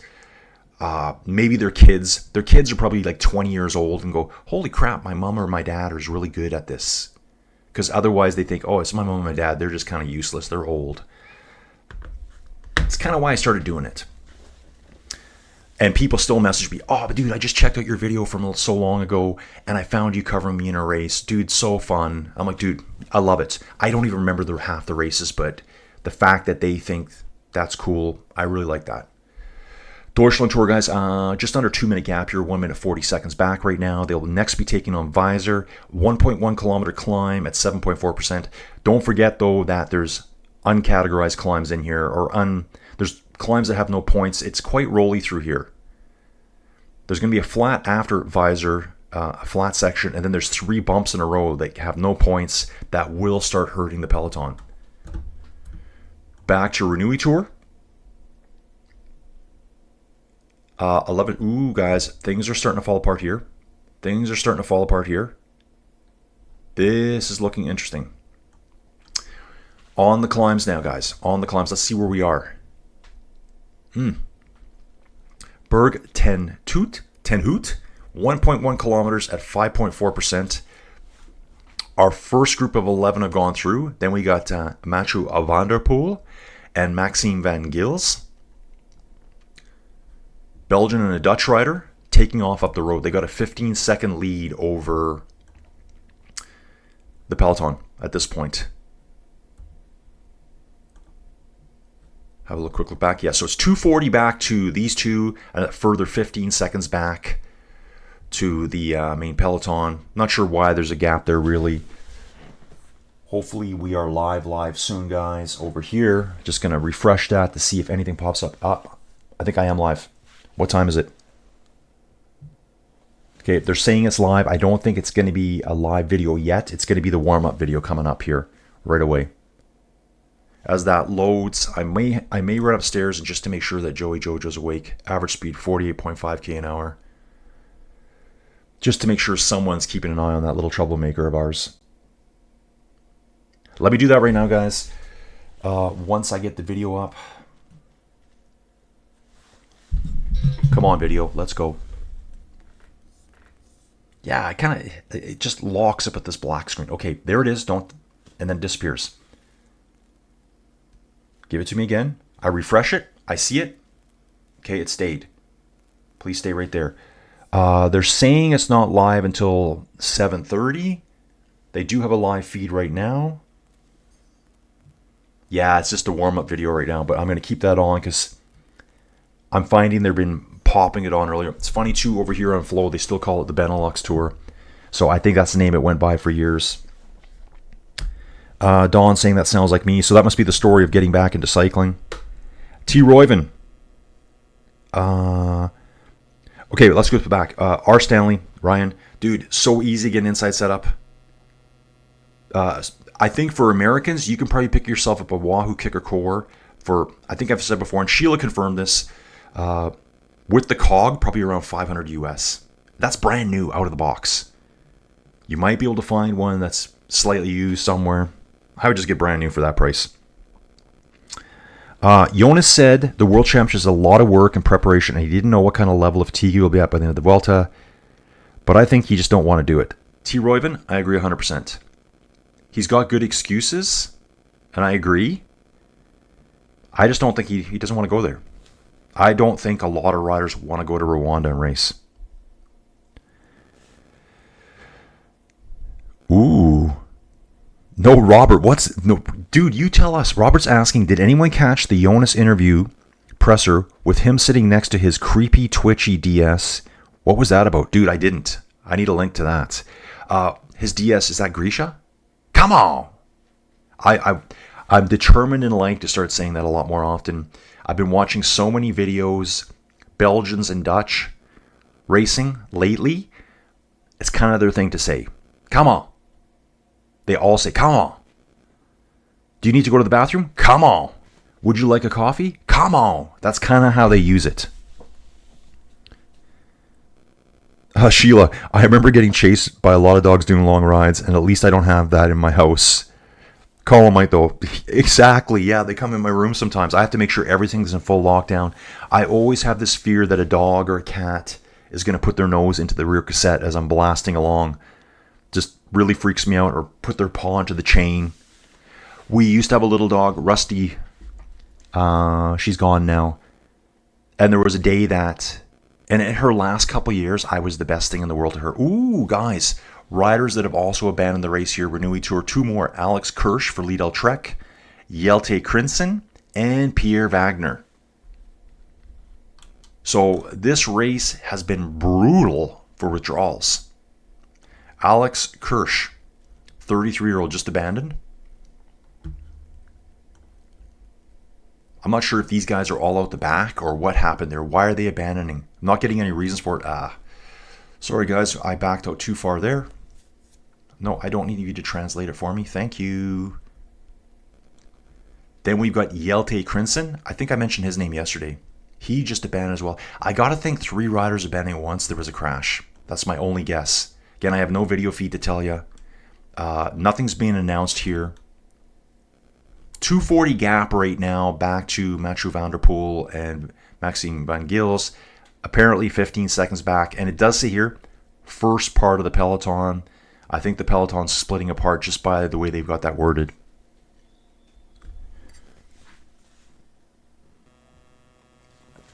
I'm going to pop upstairs, guys. I'm going to grab myself a coffee. I'm probably going to need about 2 minutes here. Let's keep the chat going. Robert, let me know about the creepy, twitchy DS thing, and I'm going to look for it later. I'd love to check it out. Come on.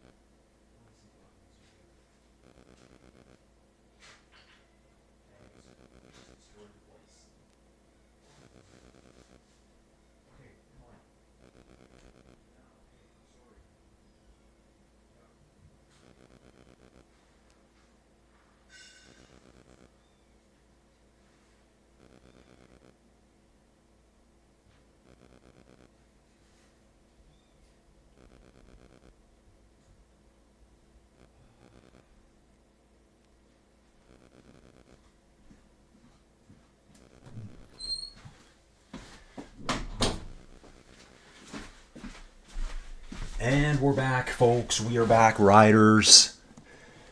Apologies. Puppy decided to destroy a few things in the basement here. Just boxes, bags, you name it. He's into it. Kitties are in the house. Tour de France kitties have still not been named. Still not been named. They're farm cats. They need to be outside soon. Okay, lots of abandoned. How can we explain that? I think it's probably crashes we're not seeing. Maybe it's the pace too. Like, this pace is incredibly high, guys. 48.2 kilometers an hour. Sometimes I think maybe they kind of almost double book them for other races. In the sense that, okay, guys, you're going to enter this race. If you're not doing well, we can reschedule you for another race nearby. That's my only guess. Like, what's coming up tomorrow? Vuelta, Deutschland Tour. Nothing else, but, you know, maybe some of these riders... Honestly, I don't know. August 26th, we got the Tour Poitou here. It's a 2.1 race. And look, there's World Tour teams here. So I quickly like to look at this and go, okay, are there any riders that just dropped out that are now popping up here? Wow. Look at this. Guys, have you ever heard of this race? It's a 4-stage race. Charentes and Nouvelle Aquitaine. French race. It's the 39th race. Right away, Ion Ezagera, Milan, Fretten. Didn't we just see this guy race? Oh, this guy here, second place, I think. Where did we see him? I thought I just saw this guy racing somewhere and he just got second or third place in a sprint. And I'm not seeing it here now. Huh. That's very strange. I thought I was just talking about this guy yesterday. Wasn't I talking about this guy yesterday? He is at the Renewi Tour. Okay. Maybe it was a sprint point early in the day and then it was later I didn't see him. So he'll be going to that one. Obviously that race doesn't start till the 28th. But I always kind of wonder if they're like, okay, man, the Renewi Tour is not for you. Let's give you a few days rest. We'll get you in the next one. That's kind of what I think. I'm sure that's happened before. I'm just going to stick with that for now. Average race speed so far, 48.212. They're motoring right now, guys. So we got our 11 riders up front. And look at this. Van der Poel, Maxime Van Gils going. They've now opened up almost a minute gap on the peloton. And here's what we're seeing now. We're talking about T. Royven asked, how can we explain that? I think the peloton has just been shattered here. Not by the winds, maybe just by the course itself. So we've got the first part of the peloton at 2:37 back from the front. Almost 40 seconds back. It is 40 seconds back from Mathieu. And then the second part is just trying to snag back onto them right now. I think it's just been tough racing. UAE's on the front, guys. Still waiting for my live feed to come through here. As soon as I see it, I'm going to let you know what's really going on. All the little things that I like to look for. Things that catch my eye. Oh, yeah, I love it. Okay, Robert here. Yeah, Grisha. If that guy had piss tested after the interview, he would have been arrested. It's like he was there to make sure Jonas answered correctly or bully the journalists. I know. Come on. He's the guy that always says come on, and it just makes me laugh my head off. Then when I saw two other coaches, DSs using it at a smaller race video I watched, it just makes me laugh my brains out. Come on. Where can we watch it, Robert? Posted on YouTube 20 hours ago. Oh, Act 2. I do see that one too. I had a small sickness before. Oh, dude, I saw that one this morning, just never watched it. Come on. So I'm just going to use it all the time now. Nice to meet you. Come on. Could you imagine that? Prepare for more come-ons coming up here, especially during La Vuelta. We got a hot coffee. We got Big Mama cat in the house with her babies. They're all screaming for her. They're actually really fun. Again, they were born on stage 1 of the Tour de France. If you're new here, Mama Cat was on camera. She came up over here beside me. This is like, we're in the 10 by 10 cube of just absolute cycling domination, guys. Or the command center, it's also called. She came up here to say hi to me. I'm like, okay, Cat. I think I held her up on screen. She's a big orange cat. And then she took off. And then I put her out of the room. And then I was getting ready for my bike ride later, and she was sitting behind me on my bike. I was talking before about the cats, the animals being too close. I'm like, cat, I don't like you sitting 2 feet behind that back cog and chain. So I put her out of the room. I went out there at the end of my bike ride, and she had a kitten. So she was letting me know, come on. Live pictures from Deutschland Tour. Okay, so we got live from Deutschland on right now. Grisha is very good DS, though. I would agree with that. Come on. Get me some coffee. Come on. Dude, it's hilarious.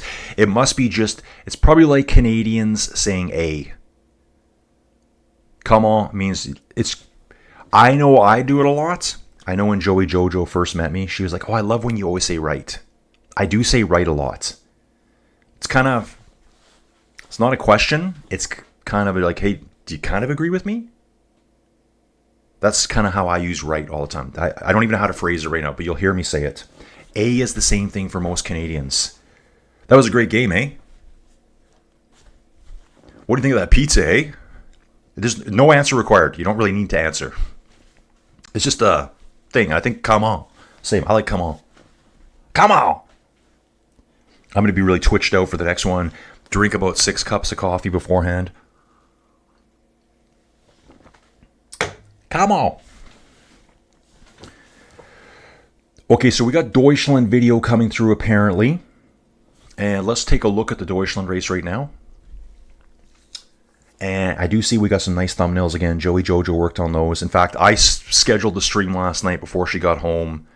She went to work late, had to work late to catch up before she goes away today.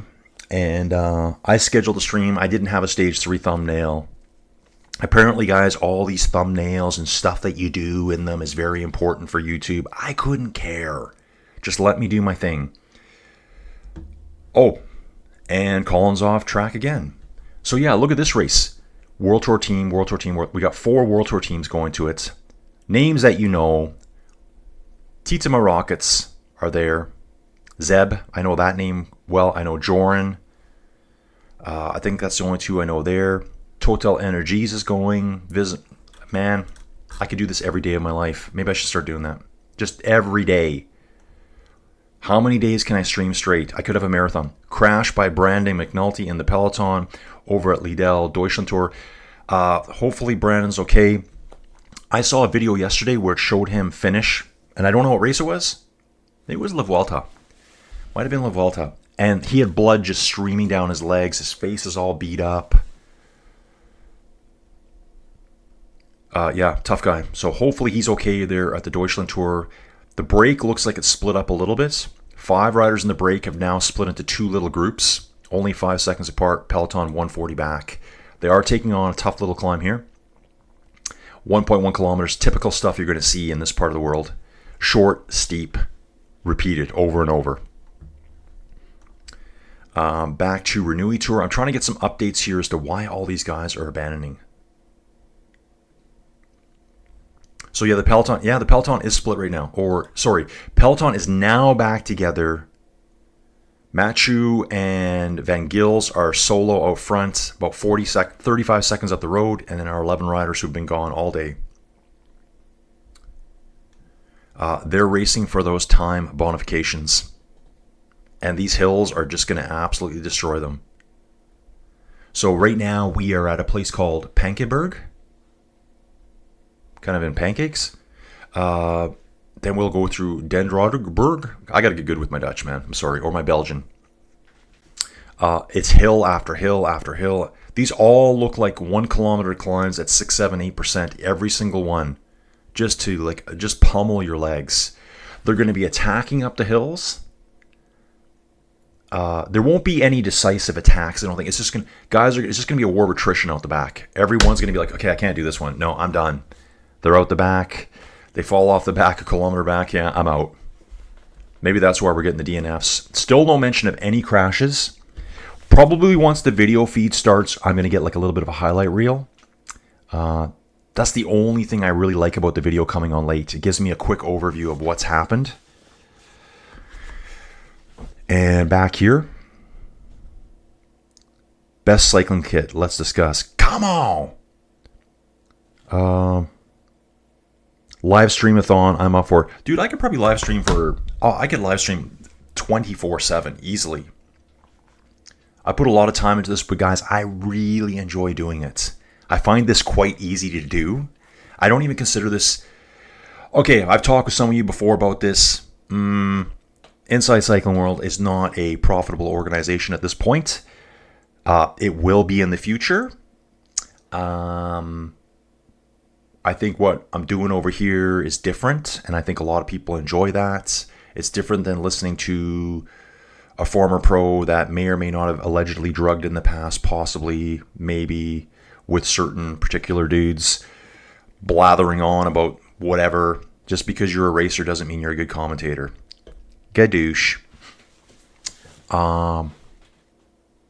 460 kilometers done out of the total race distance with 460 Ks to go at the Renewi Tour. Let's take a look here, guys. It does, like, we're entering the harder parts of the stage now. So we got our 2 flat stages for the sprinters, which I love. We're on stage 3 now. Saturday. Ooh, this is going to be hard for me to do tomorrow. Lumps and bumps. Take a look at these profiles. Look, circuit. Lots of circuits here, guys. So you can see this is tomorrow. I'll fill this in somewhere during the Vuelta. Côte sur les Coteaux. You can see it here. You also see it right here again at kilometer 71. So they're doing like a big loop at the beginning, it looks like. Then they probably take off and enter another circuit later on. Yeah, I can see it right here. Singerberg. Take a look at this one called Singerberg here. Look at the profile. It repeats itself later. So it's all about circuits. And the map will show us here. Start is down here. Yeah, look how they're looping all these. The roads are crisscrossing. So these races would be really cool. Besides the fact that they're really cool, as a spectator, you could stand at one of these intersections and see the race going in multiple different directions, I think. They're going to come by you one way. They could be coming back. Look at this crossroads here. They're going to come through this crossroads twice at some point. They're going to be going one direction and then coming back through the other direction. So you just hunker down for the day. What do the Dutch like to eat, guys? What's the Dutch specialty? So that would be stage 4. Stage 5, Leuven to Leuven. Again, kind of the same thing. These are hard stages here. Again, circuit racing. Again, you can see there's a loop here. And, yeah, look at this block of a wall here. 4 kilometers at 9%. I'm seeing it repeating here again. 4 kilometers at 9%. And it looks like here, there's a climb here at kilometer, 57. Schart-Rosenberg. It appears again here further in the race. So they're looping through these multiple times. And the best part is we have the green kilometer every stage. Let's get back to stage 3, guys. I love the green kilometer idea. So good. Let's take a look at the actual GC right now. Yeah, next climb is Dierenrudberg. Dierenrudberg. Yeah, okay, just leave it at that. Let's park that right there. Actual GC, Tim Riley at the front. Oh yeah, we got a bunch of dudes tied. Lots of ties. We got a 3-way tie for first. Rui Oliveira is in 4th. 2-way tie for 5th. 2-way tie for 7th. 2-way tie for 9th. Yeah, there's so much here. It's all because of those time bonifications. There's a lot of that going. Time bonifications at the end. Everyone's probably going, what is it? I hope there's someone new here going, bonifications? What word is that? Okay, I am getting video footage here, guys.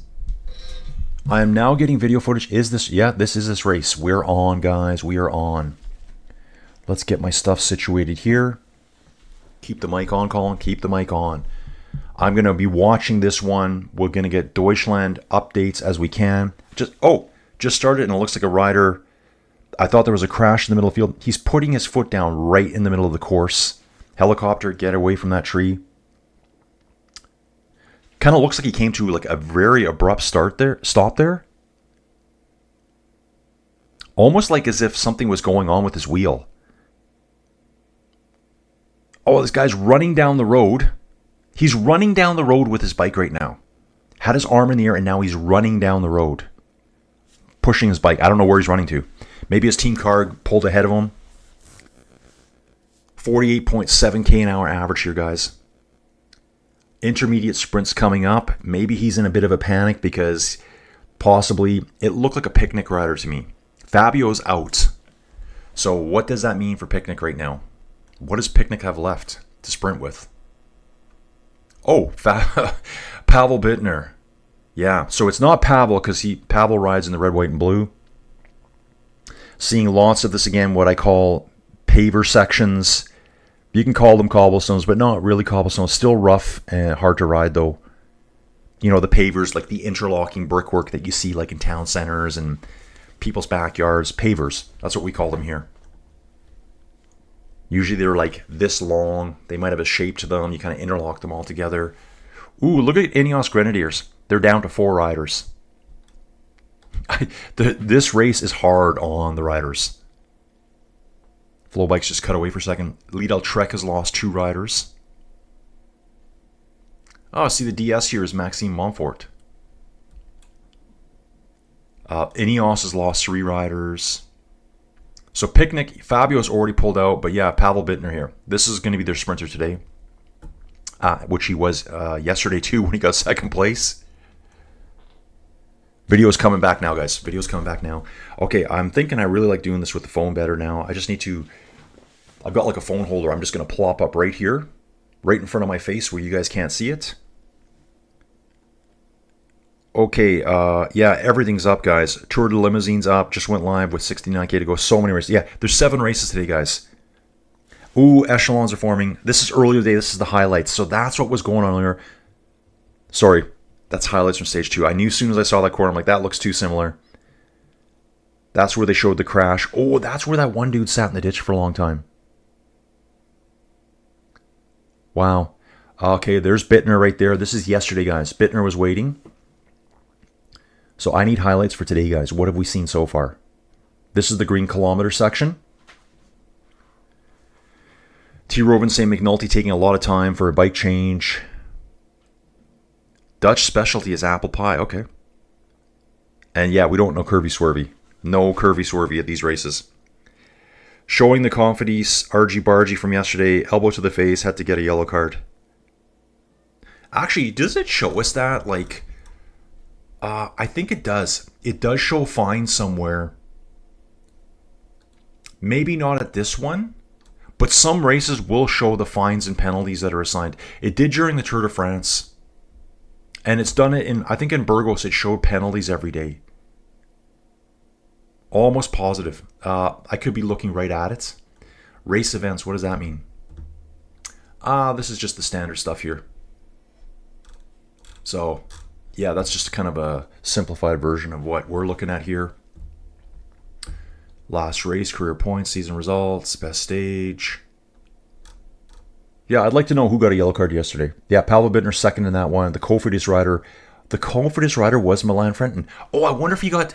okay, just figured out. Thank you, Robert, for mentioning that. When you said the Cofidis rider there, that Cofidis rider yesterday, let's take a look at this, guys. When I looked at him, I'm like, hey, wait a second. He finished well in that sprint. Guess what? He must have been relegated. Here he is. When I looked at his results just before, take a look right here. So for yesterday, he must have been relegated. Renewi Tour, stage 2. We're stage 3 today. That was yesterday. He finished 3rd on the stage. They gave him 81st place overall. So that must have been his yellow card disqualification, whatever you want to call it. In fact, I want to go back here a second again, guys. I need to see that again, just to make sure. Renewi Tour there. There's the points. That's the GC. Yeah, so Milan Frenton yesterday did finish 3rd overall. They're showing Tim earlier here. It's kind of a bluey green jersey, whereas that's for the GC. Blue up top, green around the body. So yeah, dude would have been, he must have got a penalty, a yellow card, whatever we want to call it. They just haven't talked about it. So that's why when I saw his name this morning, I'm like, 81st, I know he finished well. He got relegated. Less argy-bargy. And I think there was 2 incidents of him being argy-bargy. or at least there was another confidence rider. Here's our list of national champions. Tim Wellens, Mateusz Vasek, Lukas Kubas. I love that dude. I really like him. Tom Skoins, Evgeny Fedorov, and Avarius Mikutis for Lithuania. Okay, so that's the Lithuanian. I've seen this jersey out on course. White jersey with yellow, green, and orange across the middle. We still have our 11 riders up front. 1 minute, 22 second gap. So they are pulling them back. It's going to be a lot of work for Matthew here by himself with Maxim. Waiting to see video of them. It's only 20 seconds back to the main peloton. I am seeing the two escapees. Van Gils working the front right now for Red Bull Bora Hansgrohe, Belgian rider. Matthew sitting on his wheel right now. The main peloton is not that far back. I think these two know they're going to get caught. So, yeah, when you look at the main peloton, there's a lot more emphasis here on going fast than there is for Mathieu van der Poel right now. So maybe he went a bit too soon. I know he's got more in him, though. Bert van Lerberg, who we looked at earlier, is dropped from the peloton, so he's out the back. 68 kilometers to go, guys. Still rocking and rolling here.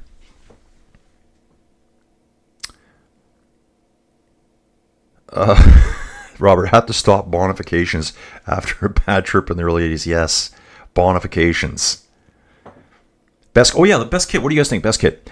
Best kit. Are there special editions in play? VDP had a beautiful retro a season ago. Oh, you're talking about the Mercier kit, I think. Yeah, the Mercier kit, the purple. I love that stuff. I think that was at the very start of the Tour de France a couple years ago. They did the Mercier kits. That's a throwback to... Was it Team Mercier? I think it was. I think Mercier used to make bikes. I don't think they do anymore. And that was his grandfather's team, Raymond Poulidor. Poo-poo. Third coffee, guys. Yeah, just tons of abandons today. No real reason. I think it's the parkourers, guys. Like, it's just tough. Riding through these small towns over and over and over. Turn directions. It seems like there's constant hills. I mean, I'm watching the main group go up a hill right now. Group 1 is now on climb. The Muir. Right here. 1.2 kilometers at 7.3%. Cobbled but not cobbled pavers. Moving up here quite nicely now. Tons of fans out watching this stuff, guys. Tons of fans. This is a Friday afternoon. Is it Friday? Yeah, it's Friday.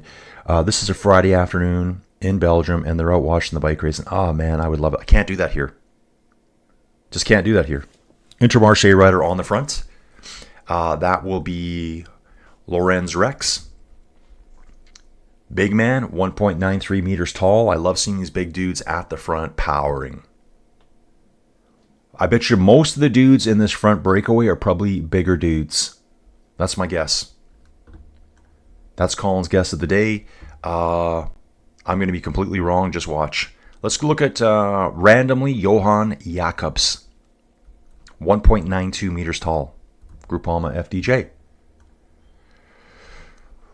Eduardo Affini, let's take a look. 1.9 meters tall. All big men. All big men pushing the front. Little guys, hide. Just hide away. Hide in the pack. First passage of the finish line now, guys, is coming up. I'll be watching on screen here. Oh, and the finish line, it looks like it's on the Muir. Yeah, I think the finish line is right on this wall here. I'm just looking to see how far behind I am. Not getting any feeds yet. So beautiful here too. Riding up these little narrow paved roads. Brickwork everywhere. I might have been through it already and I just missed the finish line. Yeah, it looks like quite the climb too. This is quite the climb. Steep, narrow. At the end of the race today, because I think this is the absolute... I'm looking for the barriers here. Here's the peloton catching Mathieu van der Poel and Maxime Van Gils. And, okay, so I'm getting the finish line in my head. We are at Geraardsbergen. Yeah, so that is Geraardsbergen there. That's the finish line there. So after the finish line, they keep climbing up and out away from town. That's where the 11 escapees are right now. Wow, I really got to get to Belgium. Really do. Really got to get there. Just, someone just lend me their basement or something, or a small apartment for a couple of months. I'll just follow racing over there. Attacked by Tim Wellens. Here we go. I'm actually watching right now. I can see Tim Wellens in his Belgian jersey going up the left-hand side as they leave town. Tim Wellens on the front. Mathieu van der Poel is on his wheel. We can see an Astana rider there. Bahrain Victorious is present. 2 Bahrain riders present. Lidl-Trek coming through next. So this is what I saw the 11 go through before when I said, oh, this is beautiful. Yeah, beautiful, but looks very tough. So they're heading way up in the town. Bingham probably in the top 20 right now. Yep. Maybe he's top 15. Fans lighting one side of the road, the other side of the... Well, they're up there too. There's kind of like a big forest with like a built-up rocky section here. Probably to retain that wall, the hill there. And yeah, they're completely stretched out here. Okay, so this is a very important part of the race right here. We will go up this hill one more time. I'm looking at it right here, the Muir itself. We descend, hit another bump. That's where the green KM is. Ooh. Come through that one again, the something berg. And the last climb up, we're only going to go partially up the Muir. I don't know where the Muir actually finishes. Oh, they go past that little church. You know when they climb up the cobbles and you see that little church and then they swing over to the left. Sorry, the right. The Muir. Oh, wow. And coming up, it says on August 27th, we have the Muir Classic happening here. So there's another race coming up. That makes me want to go find it. Home. Let's go see if we can find this race coming up. The Muir Classic. I think I just saw it. Here, I'm going to go back here. I thought I just saw it right there. Slag on. Okay, that's no race I'm going to be watching there. There it is right there. Muir Classic. World Tour teams are here, guys. How am I going to possibly do all this? I will have to stream 24/7. And man, here's Mathieu van der Poel. The peloton has been obliterated right now, guys. Decimated, annihilated. Every word I can think of right now. Full mother of all bombs unleashed on them by Tim Wellens. Up the Muir there, guys. It is absolutely destroyed. I'm looking way back down the road, probably 500 meters. There's like 4s and 5s and blobs everywhere. Come on, Tim. Let's go, bro. Don't look back. Bahrain says, let's go, Tim. Astana, they're having quick peeks, seeing who's in the break, if their teammates are coming up. The Astana rider noticed another Astana rider coming. Maybe he's going to hesitate and wait for him. Mathieu van der Poel's here with Tim Wellens. That is a juicy break right there, guys. Yep. 5 or 6 up front, being pursued by another 5. Then a gap to about 10 riders. Probably like 40, 50 meter gaps here. There could be a really... Okay, and then another gap of 20 meters to another 15 riders. Those 10 up front might be able to escape here if they really put their heads down now. I feel like I'm watching a spring classic. I feel like I'm watching a spring classic from March or April. Just all the roads I'm seeing here. We probably race this road multiple times per year. We're obviously going to probably do it again with the Muir Classic, Geraardsbergen, August 27th. Alpecin de Koninck's going to be there. Intermarché is going to be there. Astana's going to be there. Holy crap, guys. Absolutely amazes me the number of races. Sorry, guys. So there we go. We got our 10 out front. We've lost 1 rider from the front group. They're still away by themselves. Going to be a bit confusing to track who's here. Then the Tim Wellens group. Wellens, Van der Poel group. Thibaut Nice. Matty Mahoric is the Bahrain rider. Matty put his head down. When Tim was looking back, having a little look over his shoulder, Matty's the one that went to the front and just smashed it. David Ballerini here. Arnaud Delis here. What an awesome group this is. More riders are getting in there now. Just a decathlon rider comes in. Looks like we got an Ineos rider as well. The main peloton, the chasers, they're about 20 seconds back. This race is going off right now, guys.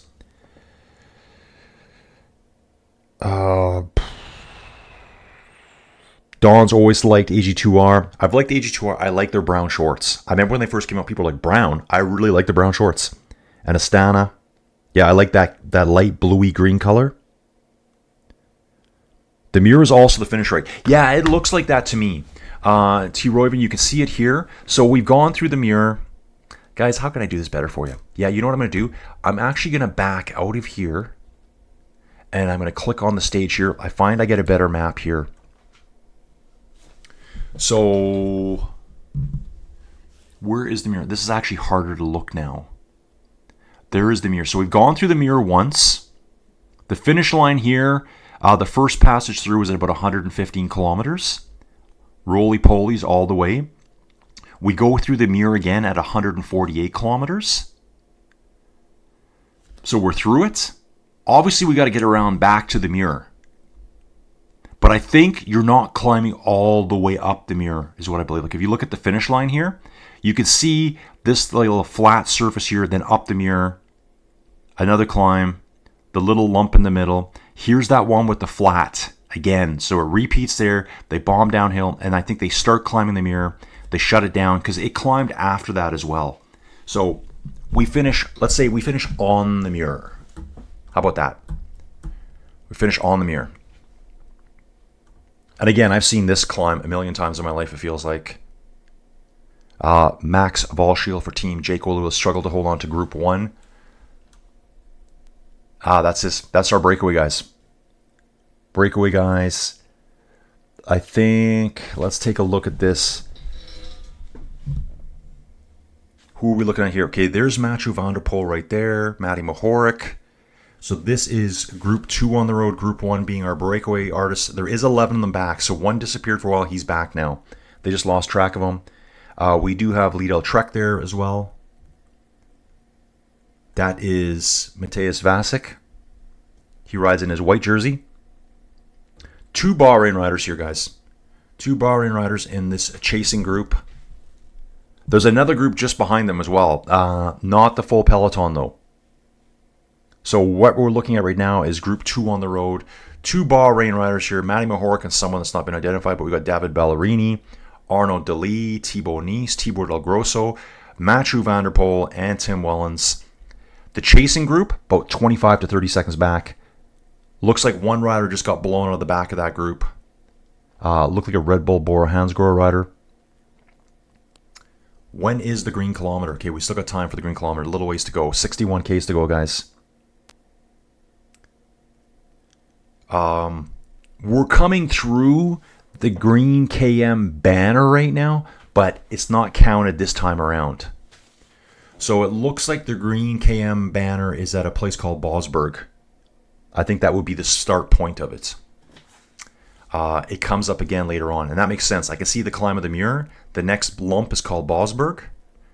And later on down the road, the second passage through the mirror, the full time through it, they go through Bosberg again. One rider riding by himself looks like, I don't know if he's trying to bridge up or he's falling out of the back of that front group. Chase group is absolutely destroying themselves trying to get back on. That rider is a Movistar rider here. Number 143 for Movistar.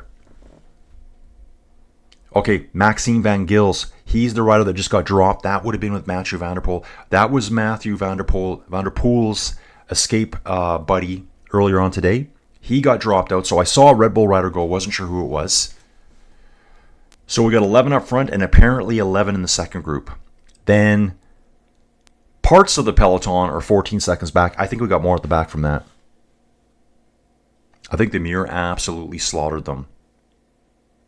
These short, steep climbs can really wreck things for the big boys. For the Tier 1 sprinters. Yeah, okay, Swoosh Kid is saying, thank you, Swoosh Kid. Dude, I love when you guys help me out. Guys, I love when you help me out here. Swoosh Kid saying, on the UCI official website, it shows Milan Fretton got a yellow card yesterday. Makes sense, dude. Yeah, I was sitting there looking at his name going, yeah, but I saw him. Yeah. If you saw the video, guys, you would have seen me struggling there. I was like, I thought he finished third yesterday. Like, I don't get it. Yeah, he got disqualified, or relegated, I should say. Yellow card.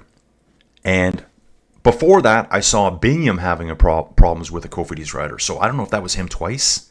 Binyam finished quite well yesterday, so could have been him on the first one and on the second incident as well. Just a little too much at high speed there. They don't like that. Guys, while I'm here, now we're going to jump back into Deutschland Tour. They're a little bit ahead of us. They started earlier this morning. I was going to do this one too, but that would have been a 6 minutes after 4 a.m. start for me. Had a very long day yesterday getting up before 3 a.m. Today, got to help Joey get ready for the airport. Hopefully she's packed. So in this one over here, they've got 44K to go. So we got 3 riders up front. Vincent Baudet, Emils Liepens, and Jonas Roosh. I know Jonas is one of the... all three. Yeah, these are the original breakaway. Will Barda, I don't remember him earlier today. I think he has attacked from the peloton and is trying to get up there to those 3 up front. He was not in the original break today. Let's have a little look here. Yeah, really nice sprinters here at the Deutschland Tour. Jonathan Milan, Jordi Meuse, Matthew Brennan, Caden Groves, Alexander Kristoff. Just a list of bangers here. Ooh, Matteo Moschetti. Matteo Moschetti here, Q36.5. He's a good sprinter. Who else do we got here? Danny Van Poppel, Soren Berenskold, Phil Bauhaus. Both really good races, guys. Really tough to decide to which one to watch here, but I'm sticking with Renewi for now. We'll just get highlights over there. Any race that Mathieu van der Poel is at, I love to watch. In fact, all these guys, man. Imagine doing this for a living. Imagine getting to do this for a living. You commentators that get paid to do this for a living, you have the best job in the world as far as I'm concerned. Best job in the world. So Swoosh Kid, thanks for helping out there. Really appreciate that. Yeah, partial ascent of the mirror, back to T. Royven again. And coffee time. Come on.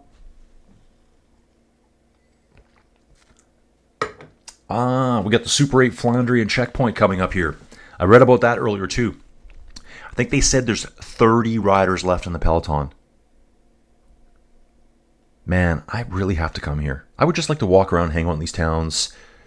Probably have the Belgian people laugh at me. Dumb tourist. Canadian. Then they find out I'm Canadian. Bro, we're good. We're good. So looking at this, 11 in the front group, 11 in the second group, 30 in the peloton. Probably 30 to 40 riders are missing right now. They're somewhere behind us in the fog of cycling. They're just probably hiding in the cars, trying to work their way back on, crashed, DNF'd. You know what I really like here? I love all the brickwork. I love the bricks. That's something you don't see a lot of in Canada. You do not see that in Canada. We do have a nice statue of a horse here for some reason. Looks like a draft horse, maybe. Postinel flags are out in force. Yeah, all the brick. I love it. Joey Jojo has to come here. Looks like, man, it looks like someone had a Corvette on the side of the road there. Are you kidding me? And I think there's 2 of them. I think they got 2 of them parked side by side. Just looks like Corvette rear tail lights. An old one too. Like not old, but like an 80s or 90s model. The stuff I see. When we were in Denver, Scotty Mack's not here today, but I know he lives in the Denver area. When we were going to Mile High Stadium for the Metallica concert, we drove through some random community. The guy was trying to shortcut through, Uber driver. And all it was brick houses there. There's probably brick houses in downtown Calgary, but in our suburbs here, it ain't no brick. It's just stick-built, insulation, plastic, OSB sheeting, poly, whatever they put on the outside, and then vinyl siding. That's all we do here. Pop Marino saying Belgians love Canadians. A great place to visit. Dude, I just love the looks here. It's just fantastic to me. And to be in a place where cycling is so dominant here, like I always try to tell people, like to me when I watch cycling, and I know it's probably not. Ooh, we're looking at some place called the Helix in Geraardsbergen here. What is the Helix? Belgians, unite. Let me know. Belgian powers, activate. The Helix. Just looks like a series of buildings. I think it's really cool how these old farmsteads here, I don't know, maybe it just goes back to the old times. Even the farms there, that was like a farm that's not that old. Watch is probably older than Canada, for all I know. 4 long buildings kind of formed like in a little bit of a mini castle with a big courtyard in the middle. I think that's so cool. You do not see that here. I don't know if that's because just smaller farms, less land to work with. I've already had those big discussions about how big the farms are here. It's crazy big, guys. What is Don saying? American-made cars in Europe is rare. Yeah, I can see that. They need smaller cars there. This is the lead group I'm looking at here, G1. A lot of, starting to see some curvy swervy going on, guys. Looking over your shoulder, not holding your line. Looking back. Yeah, lots of looking back here. They're waiting for this chase group to come. They're waiting for Group 2 to come up. Cycling Powers unite, transform, and we'll have 22 riders in the front group to hold off that peloton. Arnaud Delis's there, big sprinter. Arnaud Delis, big sprint there. Mathieu van der Poel, another big sprinter, more of a long-range sprinter. So Igor Arieta, I'm just looking at all the sprint names. I'm looking at this front 22. Arnaud Delis has probably got to be your best bet in like a sprint at the very finish. It's probably your fastest rider there. They don't really rate him very high though, do they? I think he is all sprint. The problem is he's going up against some of the very fastest sprinters in the world. Could be a long-range attack, say from like a Matty Mahoric, a Mathieu van der Poel. Eduardo Affini's got a real nice time trial on him. He could probably go from like a kilometer out and hold it all the way. That's assuming they get away, right? There, I just said it. I just said right. Bottles are being picked up here. Okay. G2 Chase Group. This is the Wellens group here. Wellens Van der Poel group. Tibor Del Grosso group. Thibaut Nice. Vasic. This is a strong group here. So that's just that's Group 2 on the road. Peloton's further back. Actually, Group 2 is getting away from the Peloton right now. They've increased it a smidgen. Next, we are on to the Anker-Zellerberg. 1.3 kilometers at 4%. Not super steep. Sprinter should hang on here. Actually does it. It says here it's an average of 3.2% gradient. 6.9% max. They're both on the same climb right now, both these groups. They will get back together. And looks like we're almost 30 seconds back to the G3, which is the main peloton. G3 Chase, Binyam Girmay is back in that group, so he's not in the second group at all. Red Bull's pushing the front there with Decathlon, Movistar. And let's look right away. I look at the front two groups and I'm going, I see no Movistar riders there. I see no Red Bull riders there. I do see a Decathlon rider, Stan de Wolf in G2, rides for Decathlon. So Decathlon is at the front in G3 doing some work or slowing them down. No Decathlon rider in G1. Yeah, this is getting good. Still lots of looking back here from the front group. They're like, come on, guys, get up here. Help us out. Help a bro out. Okay, Robert Wellens is defending champion, wearing number 1. Dude, is he defending? Actually, you know what? Yeah, I did look at this earlier, Robert. Sometimes I forget the stuff that I forget. It boggles my mind. I forget stuff. I think Wellens has won this race 4 times. 4 times. So let's take a look at Tim Wellens quickly. Let's do a spotlight on Tim Wellens. I don't know why I think that, but I'm positive he has. Okay, that's the Eneco Tour. Why did I think that he'd won it 4 times? Okay, let's go back to 2024. Tour Guangxi, Renewi Tour. He won it last year. General classification, 1st place overall. 5th place, 2nd finish. So here we are at Geraardsbergen again. 5th stage last year, they were at Geraardsbergen. We're there today. Look at stage 4 last year.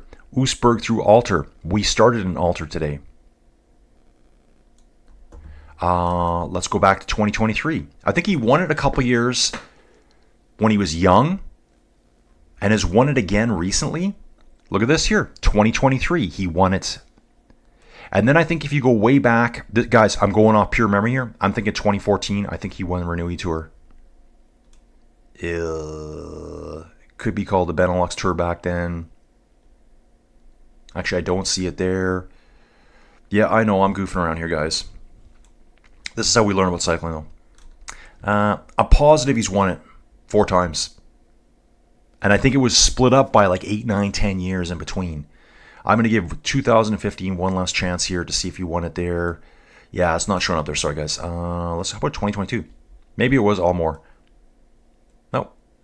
Anyways, he's won it at least 2 times, and yes, he is the defending champion. I'm just not seeing in his list of results here at the moment. I thought it would have shown top results. Well, GC Eneco Tour. That's a different race altogether. That's 2014 that he won that one. He beat Lars Boom in that one. DS over for Women's Tour, Bisma Lisewijk. Tour Poland. Tour Guangxi. Stages. God, you'd think his Renewi Tour results would show up here. Like his top results. Maybe I'm just not seeing it, guys. And that's okay. But yeah, Tim is the defending champion. Let me out of here. Go back. There we go. Movistar pulling the peloton. Yep, because they got no one up front. They have no one in this top 22 riders right now. They're going to have to start working. Front group is over the group. Well, they're all on the descent now. I'm surprised those 2 groups have not come back together yet. 20-second gap still. 25 seconds back to the peloton. Just checking out the beautiful sights of Belgium here. Yeah, what a cool country. I love it. Again, the brickwork. The mix of the modern and the old, too. This dude's up in his apartment here, waving at the helicopter. He's got a beautiful garden area up top on his apartment. What a cool place to live. Now, so, guys, if you are Belgian or you know of the area, what do they do for heating? How cold does it get in Belgium? It must get below 0. How do you heat in the wintertime? What happens? Do you just put an extra sweater on, or what do you do? Electric heater? Okay, back to the chat here. Yeah, so he's defending champion. Papa Marino, Mathieu van der Track will attack on the Anker Zellerberg the last time they go up it. So that will be... So we're on the Anker Zellerberg right now. We've gone through it. We take the Muron one more time. Then we do the Green KM. Hit the Anker Zellerberg one last time. That's where Papa Marino is calling for attack. Guys, I would bet on Papa Marino here. He's good with his betting, good at making predictions. I am seeing one Alpecin rider going off the front here. As these 2 groups merge back together, it looks like. So they're calling the situation right now that it's back together. G2 is just caught G1. An Alpecin rider immediately goes out the front, and there's a reaction now by 3 other riders chasing after the Alpecin rider. They probably want to send this guy down the road, the Alpecin rider. Who would that be? I think it was Tibor Del Grosso. Possibly Jensen Proud. I forget which order they were in. Get him down the road that Match is going to use as a launch point later. They're virtually together. I can see them all on screen at once, but there's definitely action going off the front. Soon as they came, he jumped. So there's been some communication there between the Alpecin boys. Group 2 just cruising right up through them now. So now we've got 22 riders in the front group, 40 seconds back to the peloton. 48 kilometers to go. Still a ways to go, guys. Love it. Absolutely love it. T. Royven, yeah, good question, dude. I thought that too there. Isn't the Eneco Tour the Renewi Tour? I know it's also the Benelux Tour. So I'm confused right now. So I got to think that, and guys, I don't know. Sorry, I'm not Belgian. I got to think that a lot of these tours are kind of like, your sporting arenas. Like, so here for Calgary, we have for the hockey arena, it's called, I think it's still called the Scotiabank Saddledome. The Saddledome's getting imploded here soon. That's been our hockey arena since the 80s. It's over 40 years old now. I love it. They should keep it. But I guess it costs a lot to run it.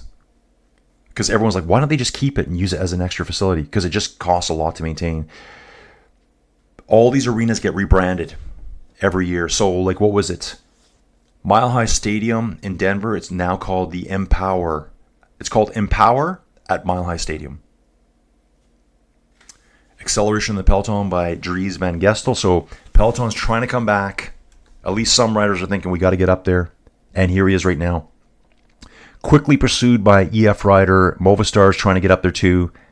Peloton is now riding single file, guys. It's now or never for them to pull it back. 48K to go. Tim Wellens up front.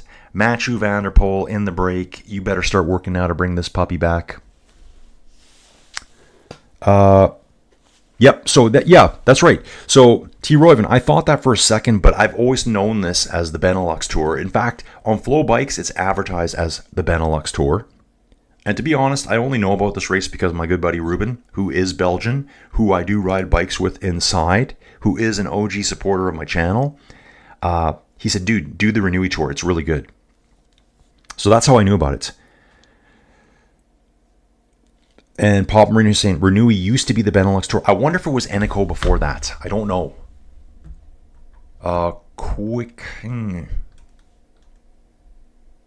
Let's see if... next race is here. We look at the calendar. Does the Eneco Tour ever show up again? Maybe not. Yeah, it looks to be that they always did the Eneco Tour in August. So maybe it became the Benelux Tour, which is now the Renewi Tour. So maybe that's why I saw, because back in 2014, Tim Wellens, that's it. That's it, guys. I'm on it now.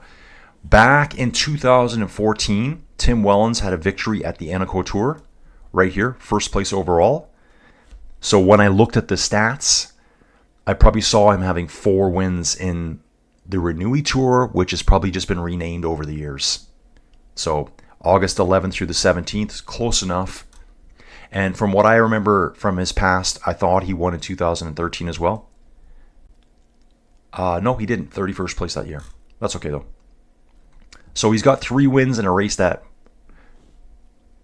Yeah, look at the top here. Yeah, that makes sense now, guys. 4 times GC Eneco Tour.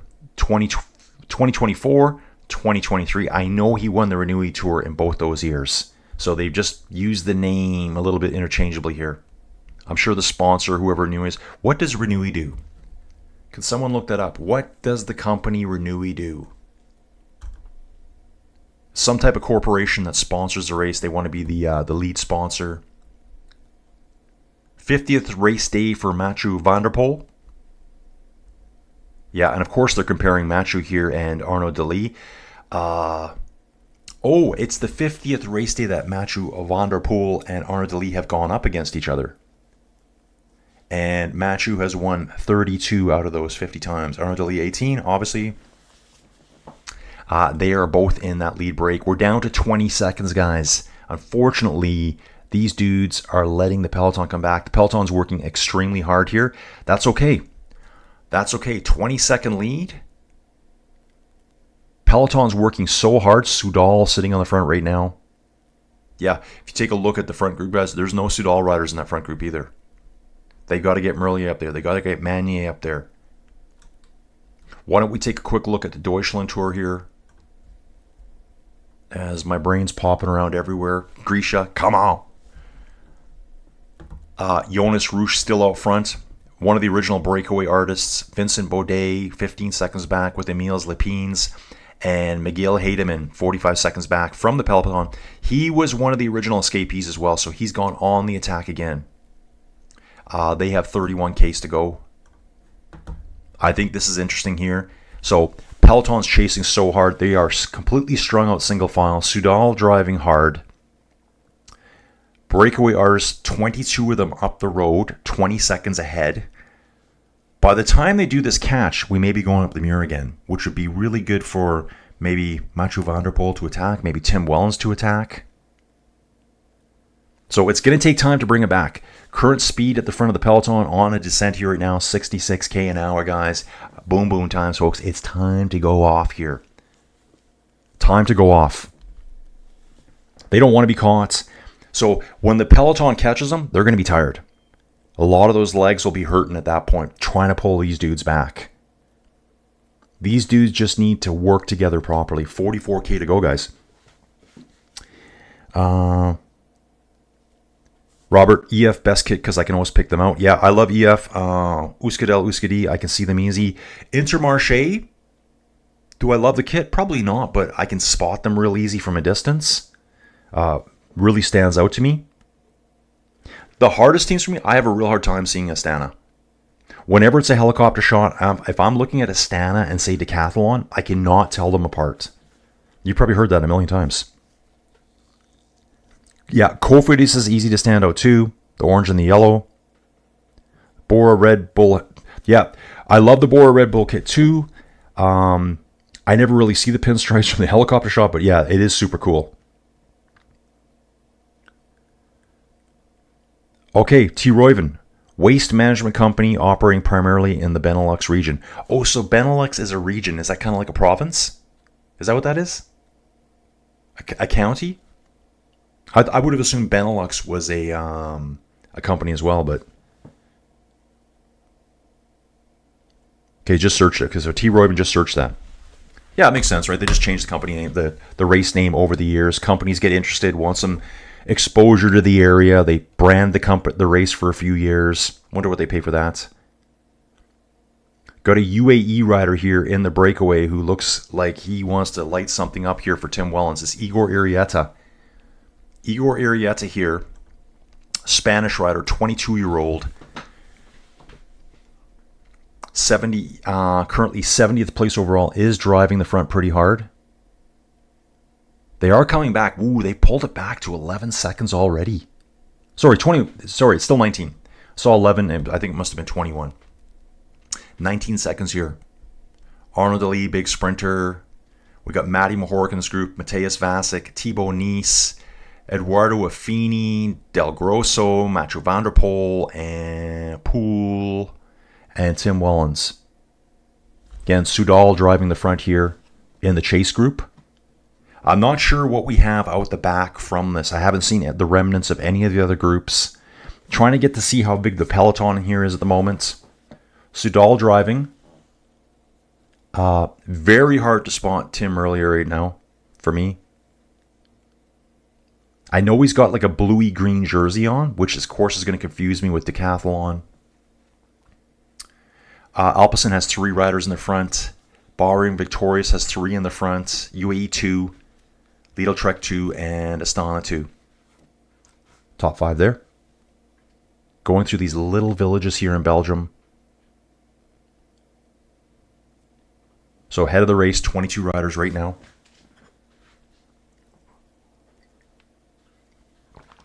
See what happens here, guys. It's all coming back. It's all coming back. They're chasing hard.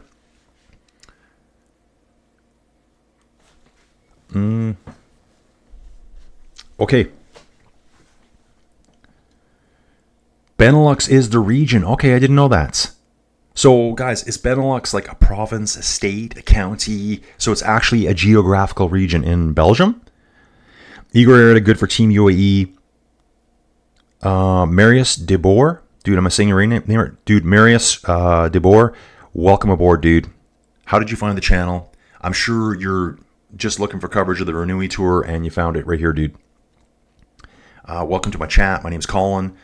You are in the live chat, obviously. You're saying Belgium, Netherlands, Luxembourg.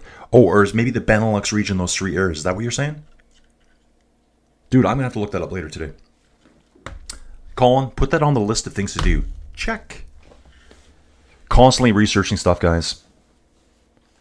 So Benelux is a region, and Marius, with that last name, must live in the area. De Boer, Belgium, Netherlands, and Luxembourg. All smashed right together there. 40 Ks to go. They're actually 39.6 kilometers. Got our lead group of 22 riders. Peloton's only 12 seconds back. Guys, the Muir's coming again soon. The mirror is going to start at, I think, about 146 kilometers. What I'm going to do right now, quick nature break. Remember, do not attack Colin whilst he is on a nature break. That is forbidden. It's against the rules of the chat. You cannot attack me whilst I'm on a nature break. I'll be back real quick before we get to the mirror. That's where it's going to go off, guys. I think it's going to absolutely implode on the mirror this time with a 12-second gap at this point. 16-second gap. Be right back.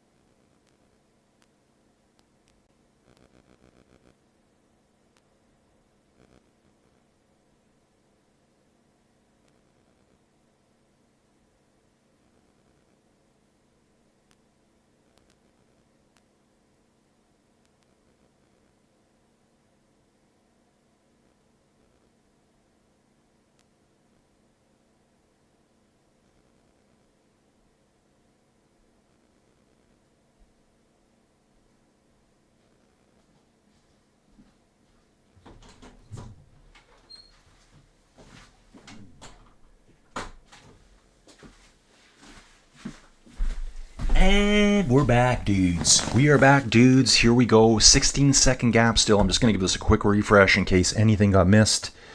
Looking at G1, I can see the chasing group coming now. Chasing group is coming now. We are now going to be heading up the small climb here. The Den Rudberg. Still tough. 700 meters at 7.7%. Again, that's an average, guys.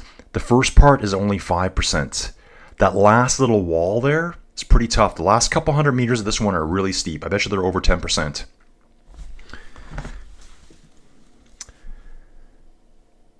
Oh, dude. Awesome. Marius de Boer here lives just south of Edmonton. Dude, you're not that far from me. Dawn saying here, be right back. Away from controller. Keyboard. Sorry about that. I'm a gamer. Dude, south of Edmonton. Dude, I know all the little towns back there. Leduc. What else is up there? Is it Trochu's up there too?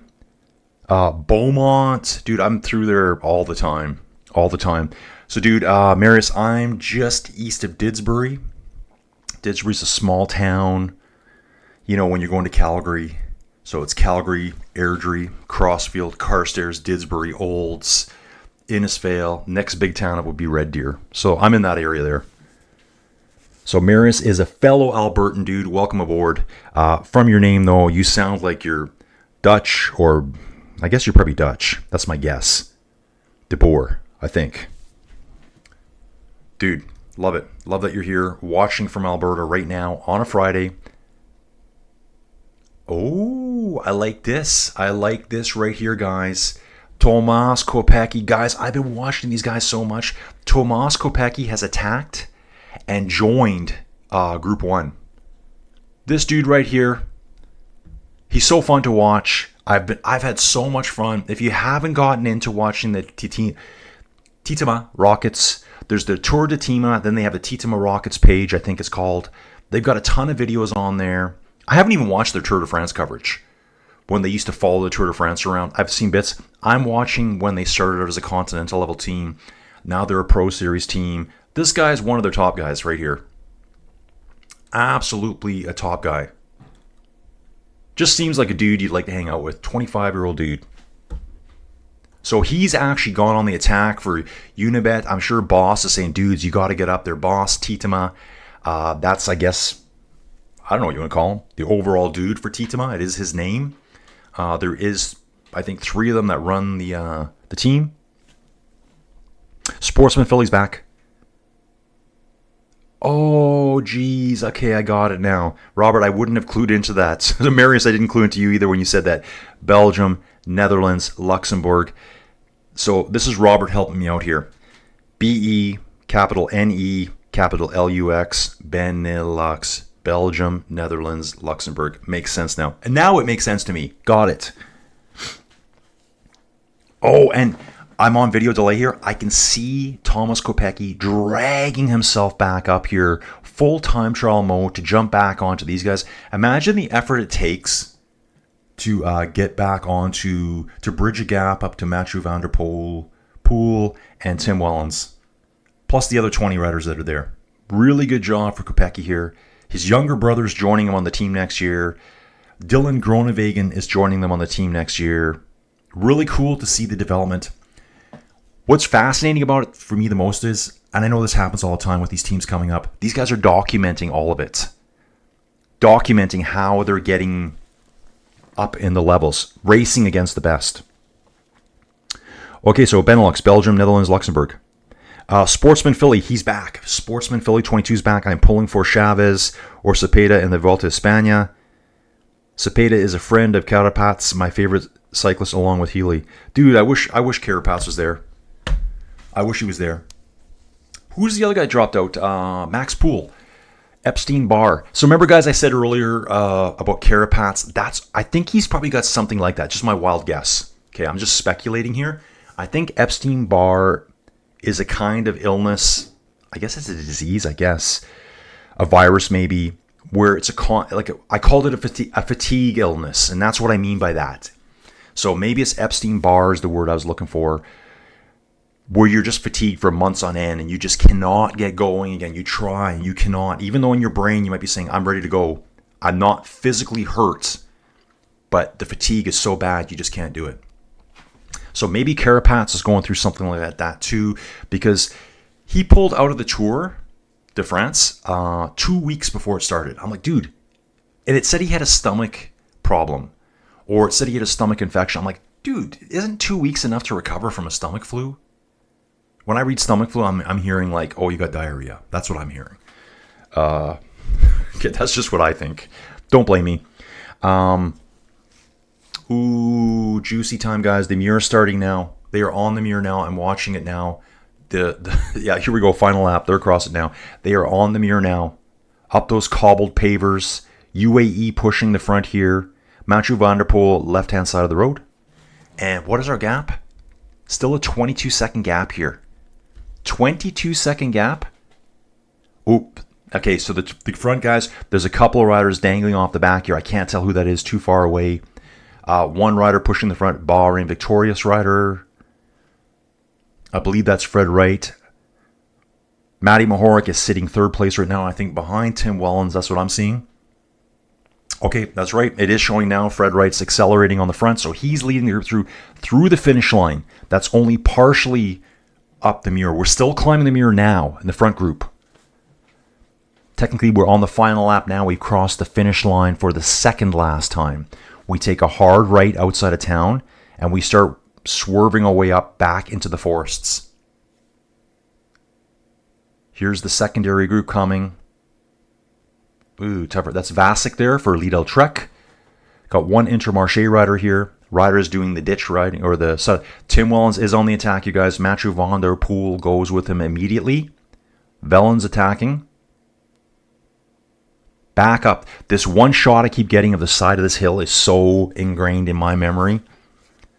They've got like bricks built up to hold the hill from sliding down here.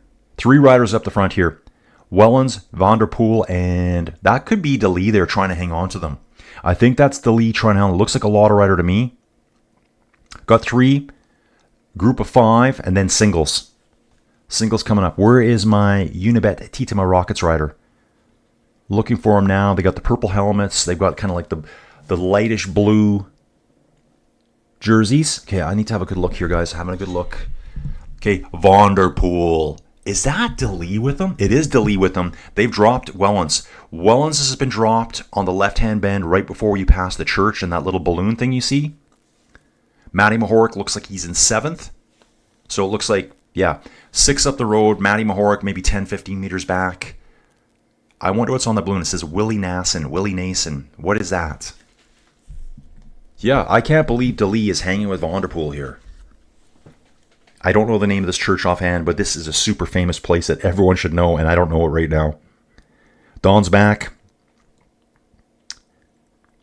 Epstein Barr is known as mono. I feel bad for Carapaz. My friend was out of commission for 2 months in high school for that. Fatigued easily. Pop Marino saying in Germany, last 20k lead, Trek pulling hard. Didn't Cav lose a season or two to Epstein Barr? Yeah, you're right. And someone else was saying yesterday. Okay, so Van der Poel is with DeLee. Had a quick look back. Tim Wellens is on their wheels now. So Tim looks like he was not able to handle the attack power of Mathieu Van der Poel on the steeper gradients. So as Papa Marino said earlier, dude, I love to give shout outs to people that deserve it here. That last little bump, the Anker Zelleberg,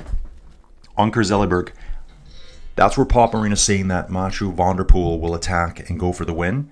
I think that makes a lot of sense now.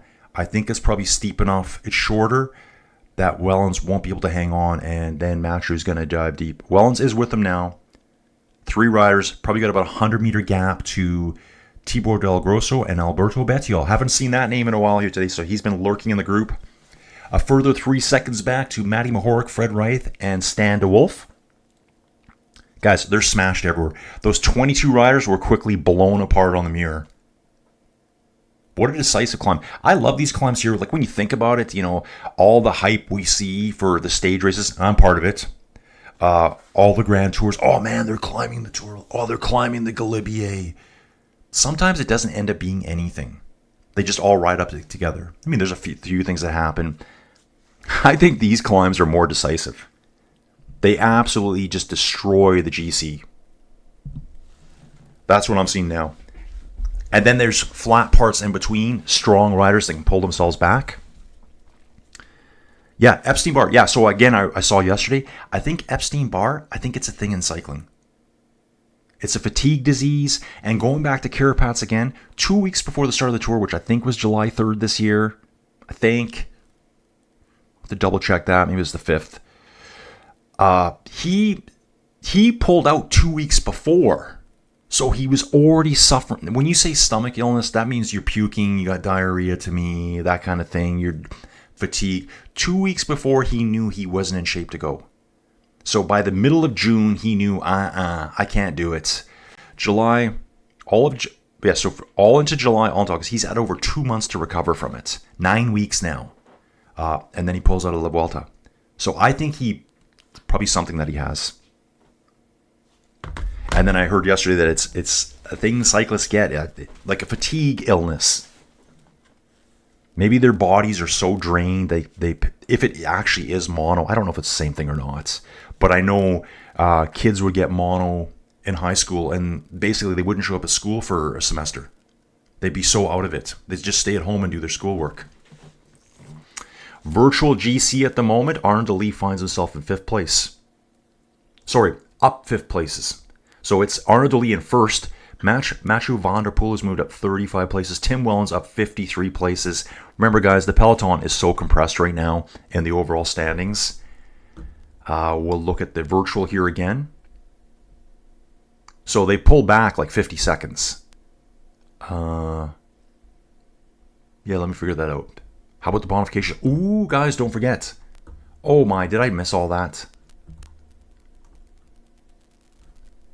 They're on it right now. Green KM is coming up imminently, guys. Green KM points. Ooh, Arnaud DeLee, smart move, dude. He's 4 seconds behind overall, 5th place at the start of the day, I believe. Van der Poel and Wellens are only 10 seconds behind Merlier in 1st place. There's 9 seconds available up the road. Well, there's 3, 2, and 1 seconds. Let me just confirm that for the Green KM.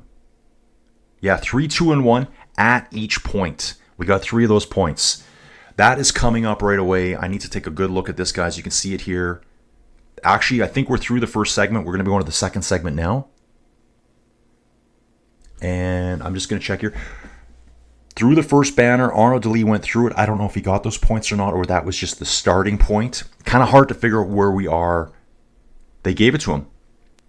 Bonification sprints. I just watched that one.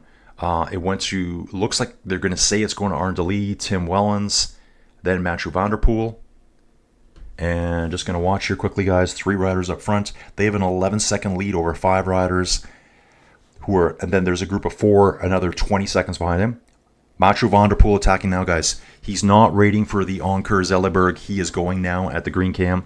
He knows now he's going to get time bonifications. Tim Wellens is not able to react. See you later, Mr. Van der Poel. Tim Wellens rocking and rolling. Arnaud Delis rocking and rolling. Van der Poel quickly pulls out a 50-meter gap effortlessly. Sitting down. Seated power, boys. I love the seated power. The strong men come out to play. Yeah, exactly. Ooh. Okay, just reading here. In high school, Mono was known as a kissing disease. Yeah, people used to laugh about it back then. I think it's pretty serious illness. Mathieu van der Poel's gone. Fab Cycling says Mathieu van der Poel checking out, bro. Exactly. Mathieu van der Poel checking out 100%. Wow, it's better using my phone for this stuff, guys. It's way better using my phone. So tomorrow, let's see. I don't even know what I look like today. Haven't even looked at myself in the mirror today.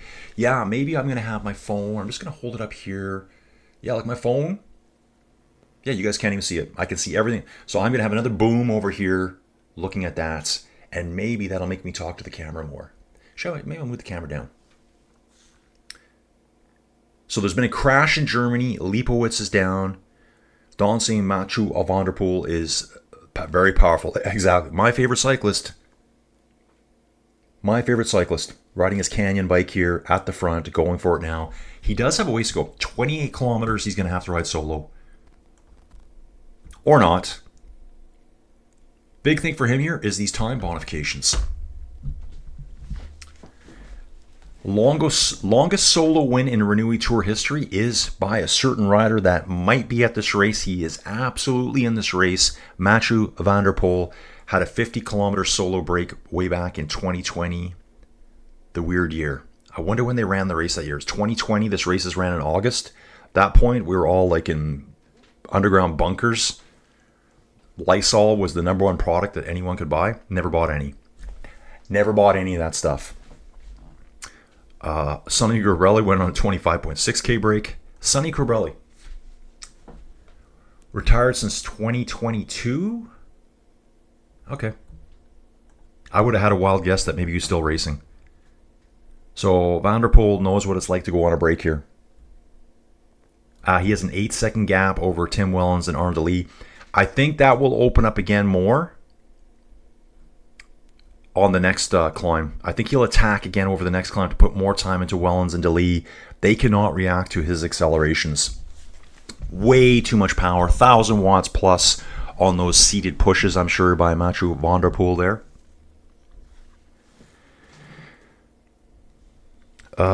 Yeah, T. Royven. Van der Poel makes cobbles look like flat road. I know, he just glides over them.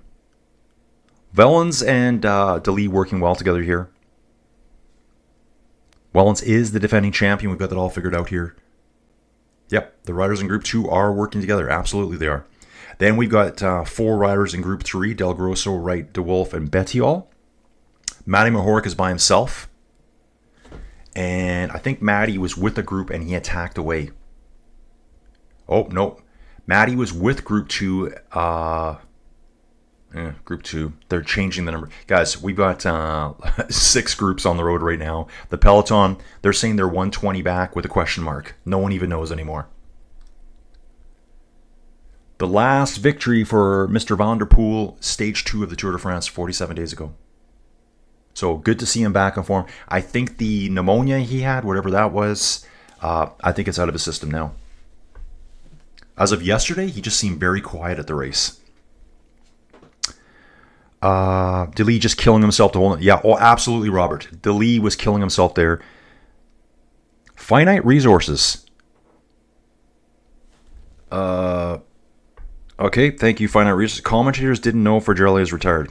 Okay, well, dude, yep. I'm the only commentator here, and I will say 100% that I did not know that Sonny Colbrelli was retired. Oh, Sonny's the one that had the heart condition, right? Yeah, I think you're right. I think Sonny Colbrelli had some kind of heart condition. Am I right about that, guys? Let's see if this commentator is correct with a big beside the name. Finite Resources, introduce yourself to the group, where you're from, where you're watching from. How did you find the channel? I think you know what I think about too. Like, I wouldn't have known yesterday that John Degenkolb was still racing. One of my favorite riders. I know he went through a horrendous crash years ago. He's still racing. So kind of, I think Degenkolb, Sonny Colbrelli, kind of like the same vintage to me.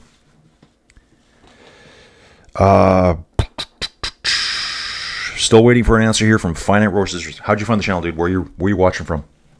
Who's your favorite for today? Oh, and what are we seeing here, guys? So Van der Poel has let them come back, guys. They've slowly worked their way back on. De Lee on Van der Poel's wheel right now. I'm waiting for the time bonifications to come through. I know De Lee got some of them. I think Van der Poel got the remaining 2 green KM points. So he would have gotten at least 6 seconds there, plus probably 1 second on the first time bonification, giving him 10 seconds. That's my guess. Oh, I love seeing Tim Wellens ride right along the sidewalk here. Like, not even taking the curve. He's just right across the sidewalk because it's dead flat. Rocking and rolling here, guys. We are rocking and rolling. 3 riders back together. Looks like Papa Marino may be correct. We still got the Anker Zelleberg. Colin, say it right. I'm trying my best here, guys. Then we have a group of 4 chasing. Group of 4 chasing here. Del Grosso, Wright, DeWolf, and Bettiol. Where is the the Intermarché rider I'm looking at right now? That's Laurence Rex with Matthias Vasic. Matty Mahoric's back with this group now. There is one rider going off the front here now. Out of this group of 5, he's having a quick peek back, just trying to get eyeballs on who this is, guys. Intermarché rider, 4th place. Groupama rider, 3rd place. Groupama rider, 4th place. Matty Mahoric on the back of this group of 5. That front rider, I can't figure who that is right now. Just having a quick peek. Guys, 12 seconds between Group 1 and Group 2. Okay, it's really, it doesn't look like 12 seconds when you see it from a camera. At all. Does not look like 12 seconds from the camera.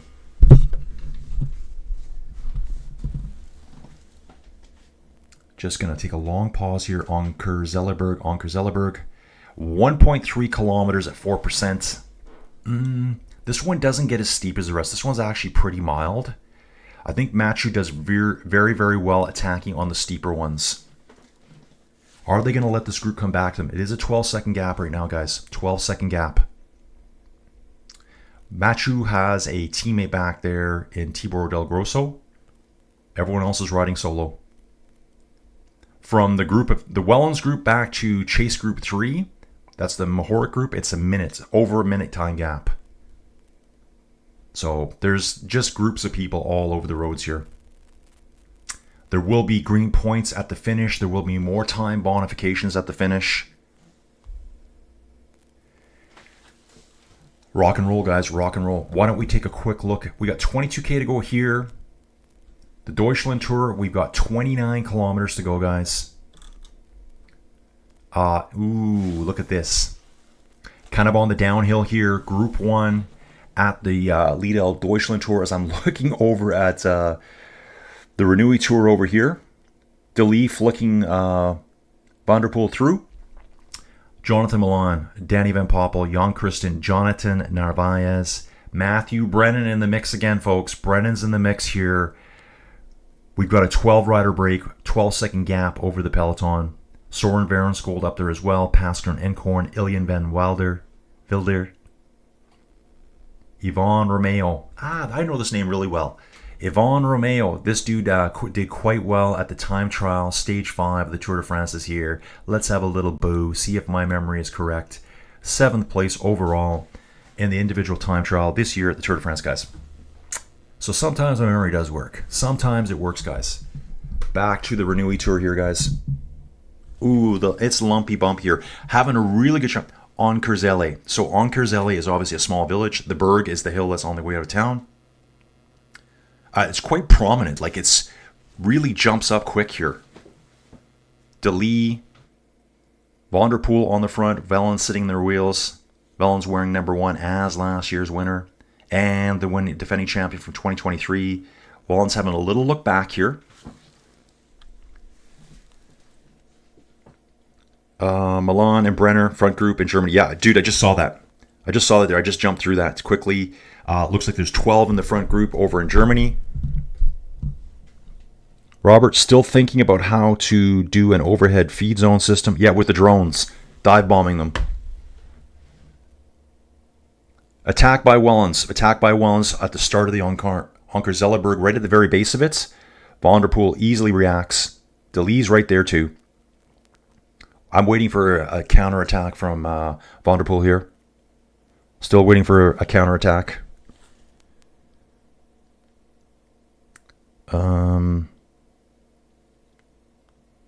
So, does anyone remember? I've asked the question here after Finite Resources comment about Colbrelli being retired. Didn't Colbrelli retire from a heart condition? Is that right, guys? Am I thinking of a different cyclist? If anyone knows, just let me know. Or else I'm going to look it up here. Okay, I'm going to take my time and jump into this as I missed the race now. Sonny Colbrelli. I'm positive it was that. Sonny Colbrelli. Why did he retire? Sonny Colbrelli. I'm pretty sure he had a health condition. 35, so that means he would have been retired at 32 years old. Let's get through this all as I'm missing the race now.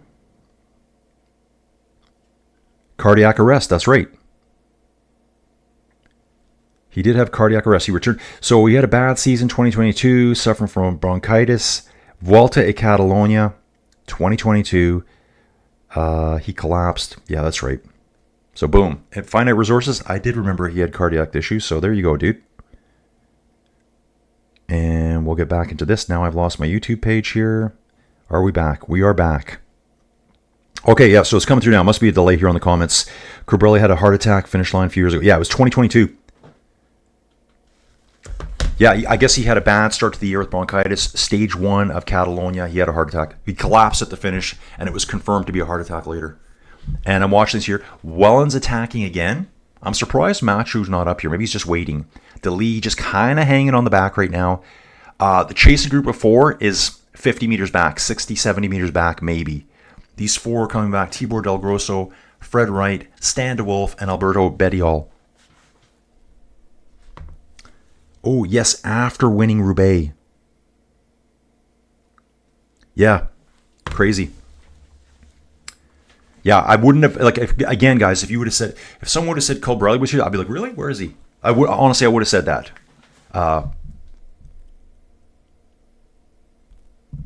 But I do remember the heart attack thing. So, obviously, he had a heart attack. There's cars bouncing off from the sidewalks and behind us here. Tim Wellens attacks again. He knows those 4 are coming. De Lee is actually leading the counter. Now Van der Poel gets ahead of De Lee. Those 4 are chasing fast. We're on the descent now out of the Anker-Zellerberg from the small village of Ankerzelle. And the peloton is, there's a group coming from behind too, guys. Positive I saw that, unless it was just a weird image I saw on the road. Okay, the group of 4 chasing behind. One guy is on a flyer trying to catch them. Decathlon rider Stan de Wolf absolutely flies away from the 3 other chasers, which includes Alberto Bettiol, Fred Rice, Tibor Del Grosso. I don't know where Matty Mahorek is now. I've lost him. In fact, all the stats coming through, it's just question mark who's back there.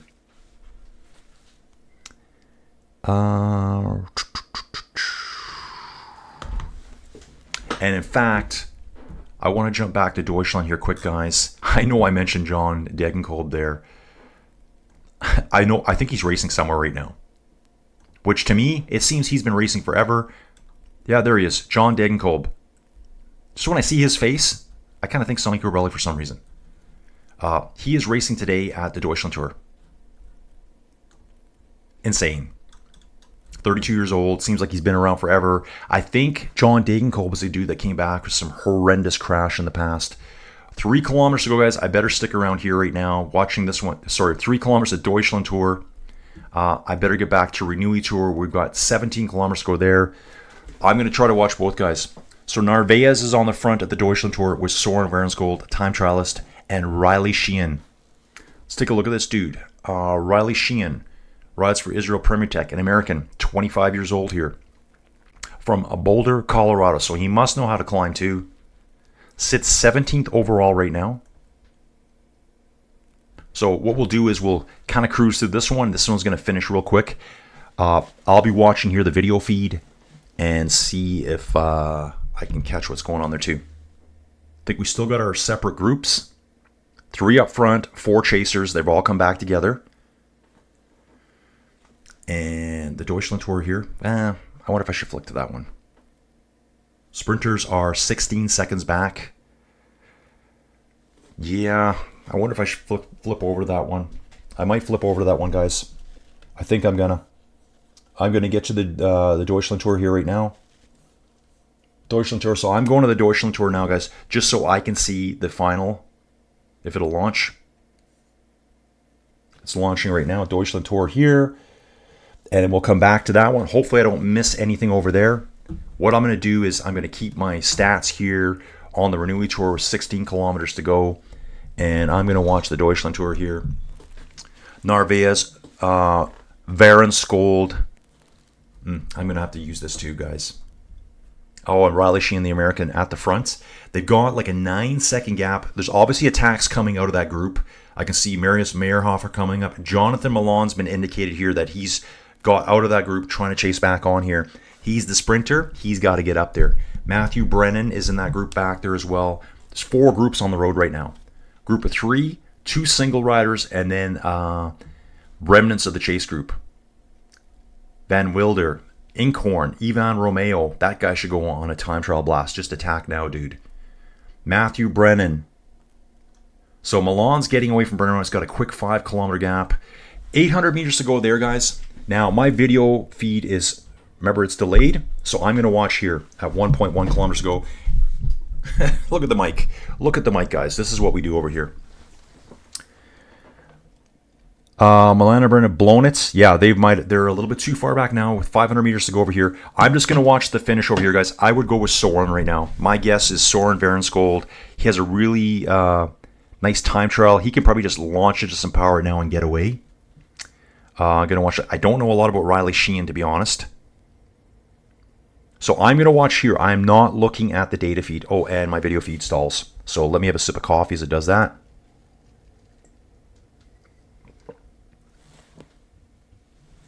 Listening upstairs.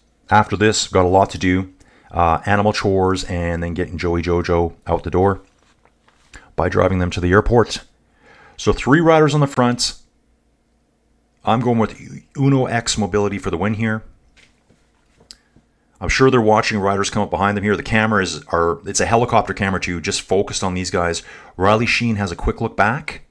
Jonathan Narvaez riding second. Soren doing the old track look over the shoulder constantly. There goes Riley Sheehan. Riley Sheehan attacks now. Jonathan reacts first. Soren is in third, reacting. How far to the finish are we right now? I can't see any numbers here. Oh, they're right there, guys. Yeah. Riley Sheehan celebrated first. Poor dude. I think Jonathan Narvaez got it. Then Riley Sheehan slammed the handlebars. 4th place through looks like a 2-door rider. That would be Marius Meyerhofer. And Jonathan Milan looks like he got 5th place there. Just a quick preliminary results there, guys. Yeah, yeah, Riley Sheehan, he just celebrated a bit too early. I bet you on the replay it's going to show him... poor dude. Jonathan Narvaez has 15 career wins. Nice, sportsmanship here. Riley Sheehan, I'm going to watch it again here. Shakes hands with Jonathan here. Even though he just, got 2nd place there. Good to see that. Just going to watch it again here from the overhead, guys. Soren gets up to speed. Jonathan's got a nice burst of speed. Oh, man, guys, I feel so bad for Riley. He had both arms like this. He had them halfway up, and then he went. So he starts celebrating a little bit too early. Didn't understand how quick Jonathan Narvaez was coming, and then sees him. Wow, that could have been a win for Israel Premier Tech there. Could have been. Everyone's consoling the poor dude. He's like, man, I could have had it. I could have had it. His whole team's there with him. Okay, preliminary over at Deutschland. I got to get back to the other one too, guys. Jonathan Narvaez, Riley Sheehan, probably like a wheel length or something like that. Soren Behrensgold, Marius Feyerper for Two-Door Pro Cycling, Jonathan Milan, Danny Van Poppel, Matthew Brennan in 8th place, Marco Haller, 9th. Back to the Renewi Tour, guys. 15 kilometers to go here. Let's see what we got going on. Still got our 3 riders up front. Ooh, Tibor Del Grosso in the chasing group had a bike change. So he's going to be out the back. I got to get back to this race now. Let's get back to this race over here. Over at the Benelux Tour. The Renewi Tour. Read the stuff.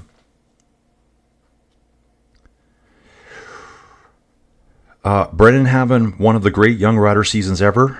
Okay, here's Tibor Del Grosso getting his bike change. I think he's got it here. Yeah, he's calling for the team car here. So that is live footage of him now back on course. So he's been dropped by those 3 riders. Stats here aren't showing it correctly. We got 3 out front, 3 chasers, and Del Grosso will be trying to get back on. Be very difficult now. We do have one really nice little kick here at Denderudberg. There's a nice kick there. That could be a Mathieu van der Poel attack point before we go up partially up the Muir for the last time. Remember, we don't go all the way up the Muir the last time. Looks like Tim Wellens is having a little chat there with van der Poel. 11.8 kilometers to go, so that's pretty much spot on there. Yeah, Sheehan celebrated too early, exactly. Oh no, epic fail. Sheehan did an Alaphilippe, yeah. Dude, he realized it halfway through. Van der Poel is attacking on a little bit of a lump here. Just a random lump in the road, seeing how they're looking. The other 2 get up out of the saddle to react. Tim Wellens looks like he's going to try to power through, forcing Van der Poel to react. DeLee just kind of following everything at the back.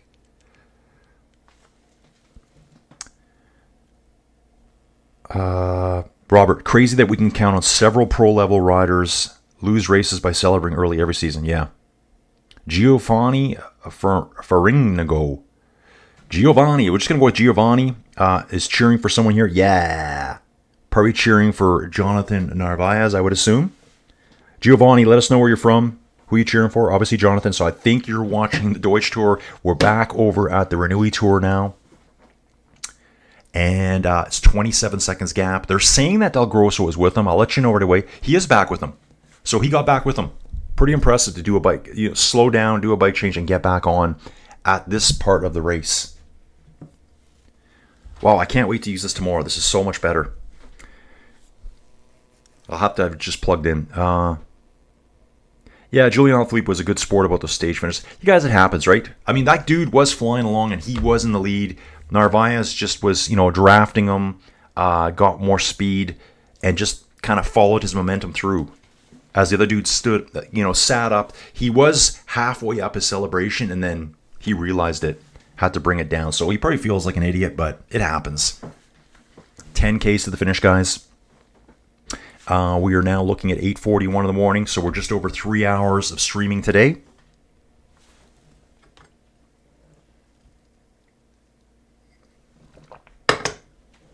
And then we're going to get on with it. So I'll be doing my stuff. Bike ride is later today, guys. Bike ride's later today. Where am I riding? Oh, I'm doing some Spanish routes. Over on Ruby, they've got some shorter Spanish routes that I'll be doing. I think today it's just a quick 20K route. So I'll get Joey to the airport, get home, more chores, hit the bike, nappy time. What is this telling us? Oh, okay. That's kind of a weird stat they're showing there. Okay, so it's 30 seconds back to chase group of 2. Chase group of 3 is 37 seconds back. Then we've got a group of 3 at 1 minute 11 that says the peloton's at 1 minute 20 seconds back. Yeah, riders are just all over the place. It's obviously down to these front 3 fast men. The fastest men being DeLee. I would say the fastest long-range sprinter, Mathieu van der Poel. Tim Wellens just slightly off Van der Poel for like a long-range sprint. And I don't imagine Van der Poel is going to let it go down to 200 meters with Arnaud Delis there. Time bonifications. Let's see if we can get them for the Green KM. It's kind of hard to see here. So Mathieu van der Poel got 3:21. So he got 3 on one of them. Arnaud Delis got 3 seconds on one of them. Arnaud Delis got 3 on the first one. Tim got 2. Mathieu van der Poel got 1. Then Van der Poel took the next 2. Kilometer 2 checkpoint. It's so hard to see here. Maybe I can look at the virtual right now. Ooh, look at this. Yeah, here it makes sense. Here's the bonifications for today so far. Mathieu got 3rd place, 1 second on the first one, and he won the other 2, 3 seconds each. That gives him 7 seconds overall. Technically, though, he is in 2nd place behind Arnaud Delis right now. Tim Wellens got 5 seconds bonifications. That puts him in 3rd. Remember, there will be probably 10, 6, and 4 at the finish today, plus green jersey points. Anyone here out of these 3 could be in the lead at the end of today. If they got 1st place, anyone here could lead, probably. All depends how the other ones finish with 10, 6, and 4 seconds. They're separated by 2 seconds, essentially. Actually, they're all on the same time right now, but it's the bonifications right now. 5 seconds back, 7 seconds back. Yeah, okay. Just all depends where they finish with those time bonifications. And I'm going to bounce back here, guys, just so I can see this better. All 3 riders get Van der Poel driving the front right now. 39 seconds back. So it's a podium here for Wellens, Van der Poel, and Delis today, guys. I love it. Alexis, welcome aboard, dude. Van der Poel, let's go. I know exactly. My favorite cyclist. I've been saying that all year long. My favorite cyclist. Always love the dude. He just seems so calm and cool all the time. Never really under pressure. I guess he's got a really good game face. He's always kind of got that little smirk on his face. That's his smile. He had a little bit of a smirk. Robert, thanks for hosting a great stream. Safe travels for your Joey. Yeah, dude, Robert, thanks a lot, dude. Yeah, Lexus, where are you from, dude? How'd you find the channel? And obviously you're cheering for Van der Poel, same as me. So Lexus, we're on the same page. I'm ready for Van der Poel to launch. Will he go now? They're on a bit of a bump right now before the lead into the start of the Muir again. Remember, they only climb a portion of the Muir on the very last descent. They don't go up out through the town there. Delis flicking Wellens through. I think at this point, flicking 6 kilometers to go. Just, yeah. Wellens goes straight to the front, starts accelerating. Delis always in a little bit of trouble off the back here. I think they need to get rid of Delis well before that finish, guys. 5.6 Ks to go, and we are going to be doing a bit of a climb here. Delis ditching his bottle now. No extra weight. Van der Poel and Wellens still have their bottles. This is the Den Rudberg.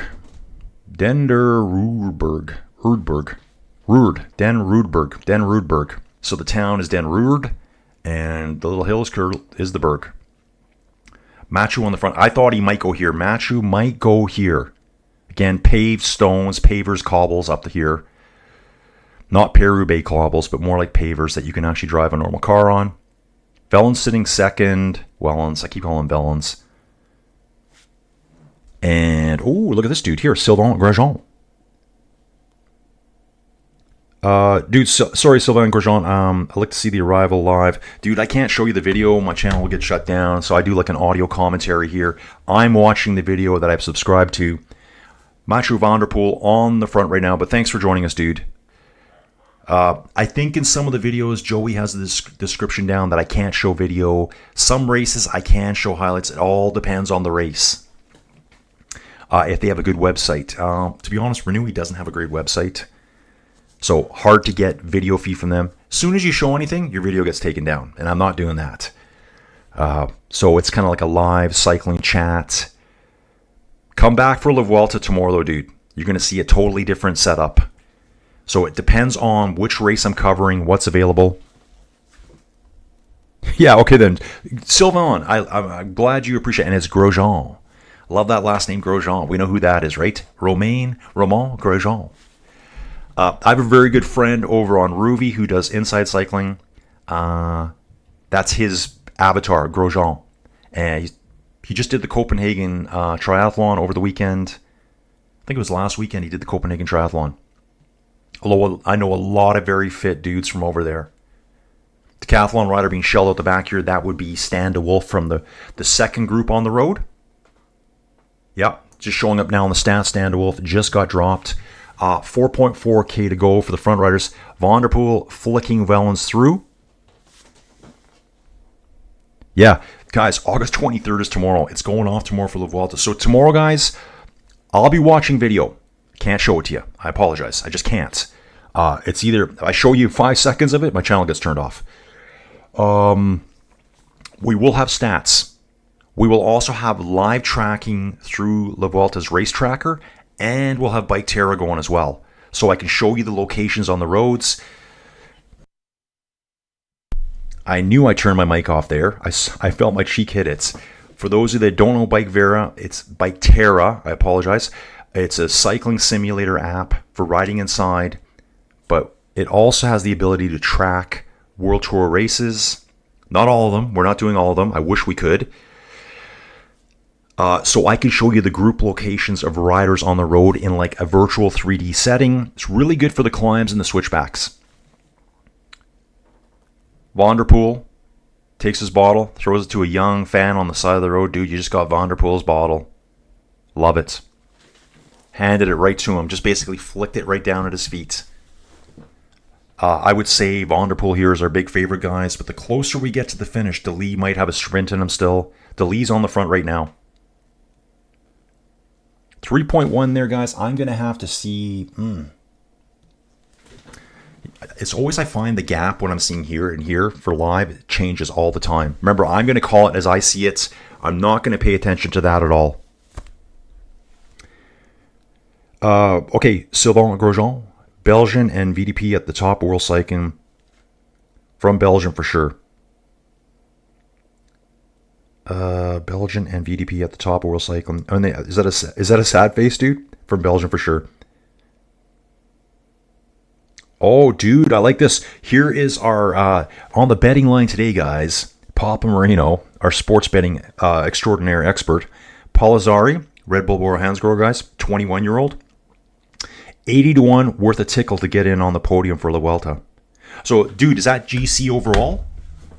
Yeah, I'm assuming you're saying GC overall. Dude, I think 80-1's really good. For him, Palazari could easily be up there. Easily. To get on the podium? So, and Papa Marine, that's something I don't even know anything about. Valen's driving now, guys.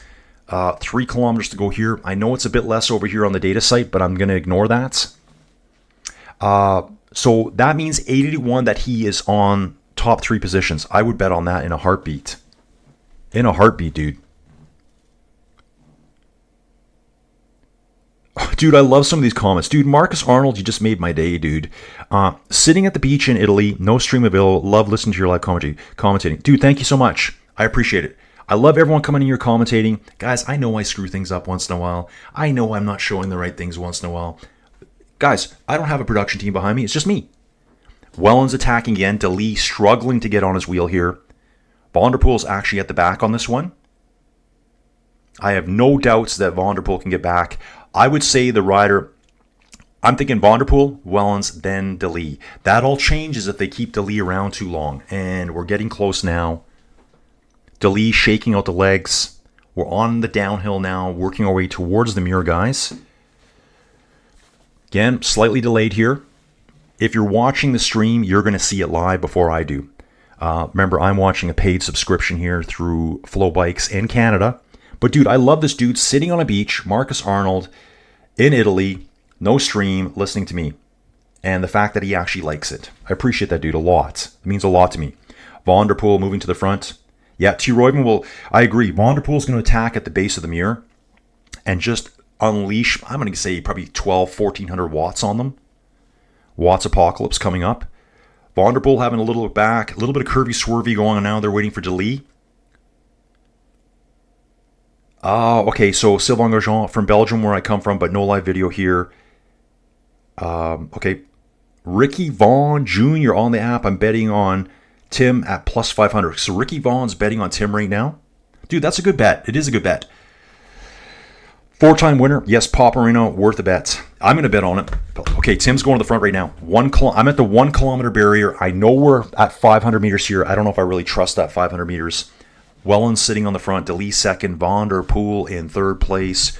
Working our way through town here. Very narrow streets. Lots of back and forward here. Turns everywhere. Road furniture doesn't look too bad. We're going to start doing the climb. We're going to see the church in the distance. What is the name of that church? I don't know. I should know. DeLee sitting in the front looking back at Van der Poel right now. Oh, this is going to be tight here. I'm still going with Van der Poel. They're all out of the saddle now. DeLee leading the way. There's the church right there, guys.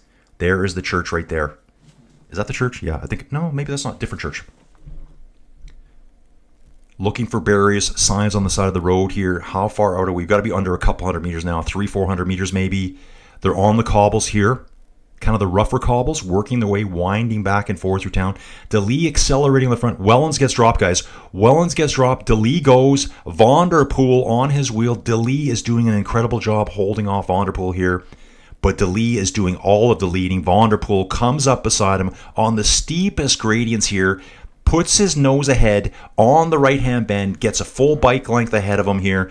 DeLee just rocking and rolling. Looks like he's going to absolutely explode here. Van der Poel comes to the finish, has a look back, knows he's got it. First place, Mathieu Van der Poel. Arnaud DeLee second. Tim Wellens, probably about 150 meters back, guys. Tim Wellens is going to finish 11-12 seconds back.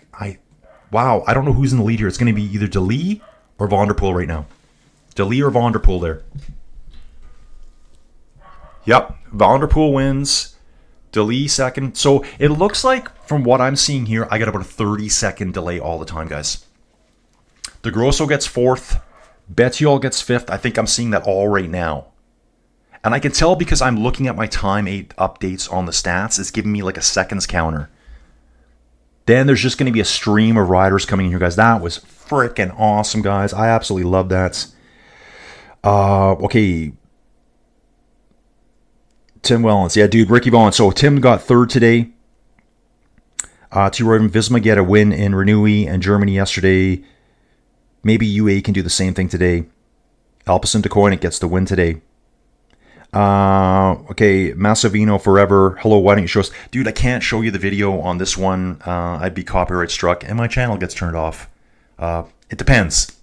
There's different types of copyright strike, but I cannot show you this. This is all paid for stuff. I apologize for that. I'll probably get a thumbs down for that now. Guys, I do get them. I get them all the time. Like Joey's like, I don't really look at the stats. I don't want to, but Joey goes, did you know that 8 people didn't like your video? I'm like, yeah. I said, I don't know, whatever. I don't really think about it. Joey's like, yeah, those are all the people that think you're going to be showing the live stream. And she goes, so that's why she spent all her time putting in the thing saying, hey guys, we're not showing you this. We're showing you stats, maps, race video, commentary, the live chats. That's what we try to do here. Don, give him the heater, Ricky, for Major League 2. Oh, yes. The pitcher played by Charlie Sheen was named Ricky Vaughn. I didn't know that. Maybe I kind of remember that. Ricky Vaughn. MVDP. Dude, the lead did a really good job there. But the problem is, he's leading out pretty much the best long-range sprinter in the world. DeLee did pull a little bit. I wonder if Mathieu was under any struggle there. He starts working his way up right beside him here. Mathieu just looks a lot more controlled on the bike. DeLee is just really working hard here. I would have liked to seen DeLee win as well. I do like that dude. Must be hard going into a sprint finish like that and knowing you got Mathieu van der Poel with him. Now, if this was a pan-flat sprint, I would have said DeLee. Let's go. Van der Poel, exactly, dude. Lex is coming through again. Marcus Arnold, you don't need a production team. Thanks for the great coverage. Doing a great job, mate. Thanks. Dude, Marcus Arnold, thank you, dude. I'm guessing you're a Brit. You're from the UK, dude. That's where I'm originally from, in case you're wondering. Having a nice summer vacation in Italy. I absolutely love it. Listening to me at the beach, dude. Is your wife nearby and she's looking, going, dude, what are you doing? Dude, what I need you to do is get me on a Bluetooth speaker and maybe have all the Italians mob around. Might help the channel out. Okay, guys, great race today. Let's see if we can get GC results right away. I think we're getting preliminary results here right away. I don't know if it's DeLee or Van der Poel in the lead. It would have been between the three of them. Tim fell back, though. There were time bonifications at the finish. So Matthew would have got 10 seconds at the finish. I think DeLee gets 6. I think Mathieu Van der Poel is in the race lead right now. And I believe DeLee is second. He had 1 second on Mathieu before the finish. So I think it's all changed around. Lexus, new subscriber. Dude, thank you so much. Tony Kobaradu. I think we've seen Tony before. Van der Poel went today. Yeah, dude, he absolutely just smashed it. Very, very close for DeLee, though. Really impressive showing by him as being more of a pure sprinter over Mathieu Van der Poel. But that was kind of Mathieu's finish. Let's just bounce back, guys. See if we've got anything here for stats as to the GC. This is where I'm kind of sitting around waiting. It's like, okay, let's go. 9 o'clock in the morning for me, guys. Still riders coming to the finish here, by the way. Last sprints head-to-head. Oh, interesting. They're just showing the sprints between DeLee and Van der Poel. Depending on the type of sprint stage, DeLee can easily beat Van der Poel, but not on an uphill cobbled finish like that. So stage 3, obviously Van der Poel, Arnaud DeLee, Tim Wellens, Del Grosso, Bettiol, Fred Wright, Axel Lawrence, Gianni Vermeesh, Pavel Bittner, and Olav Koy. Koy was 42 seconds back. That's what it was, the distance from the time from 1st to 10th place. Looking at the little water park thing here, they got out on the water floating, or you run around like an obstacle course. Now we're just waiting for GC, guys. As soon as I get GC, I'm going to jump off, get my day going. I think I got to have Joey out of here in 3 hours. Oh, plus we got to pick up the girls. So that's going to be more delay for me. Get into the airport, you're on your way. Get through those American customs. Interviewing Mathieu here. Come on, guys. Let's get some results. As soon as I see them, I'll let you guys know. I'm pretty sure Van der Poel is overall GC right now. Ooh, right here it's showing us, guys. Van der Poel is in 93rd position in the all-time ranking of wins. That is crazy. 93rd? Okay, guys. I mentioned this yesterday. All-time wins, Eddie Merckx, 279. Mark Cavendish, 165. Mario Cipollini, 163. Roger the Vleminck, 162. I think the Vleminck is during Eddie's times. Sean Kelly, late 70s into through the 80s, 5th place. Rick Van Looy, who I don't know, but another strong Belgian. And Andre Greipel, the 2010s and on. Patachi, I think he's early 2000s, is that correct? No, later than that. Start of the 2000 to 2015. Wow, I can't believe Matthew's that far back. Here's Poggy, 104 wins. Robbie McEwen has 113 wins. I love this. These are awesome stats here. I'm leaving this page open just for myself for later. Where is this page? Statistics, all-time wins ranking. Okay, I like this here. Oh, yellow cards. Do they show that yellow card from yesterday? We thought there was a yellow card for Milan Fretton. Okay, just going to back up here, guys. I want to get back to this one. Still seeing no GC stuff. Waiting.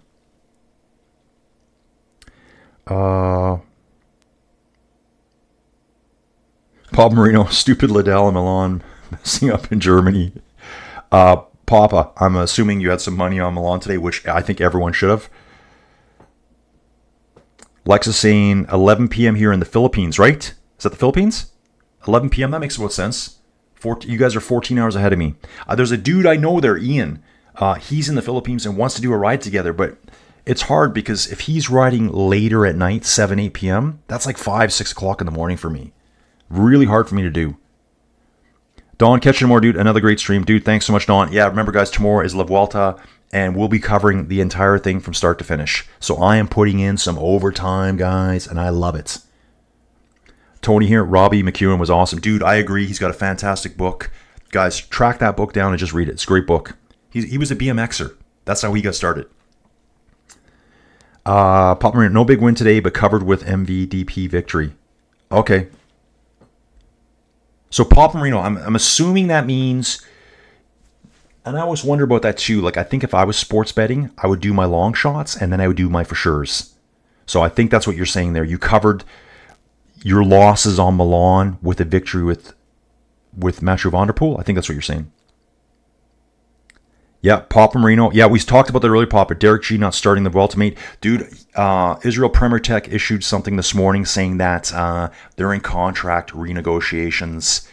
And from the sounds of it, they're not happy about it.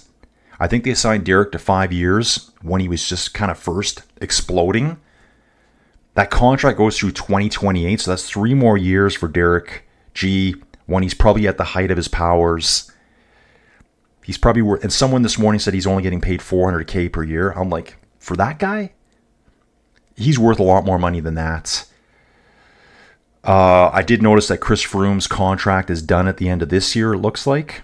So that'll free up $5 million. So let's play Derek more. I don't like the fact that maybe there's a little bit of a, I don't know what to call it.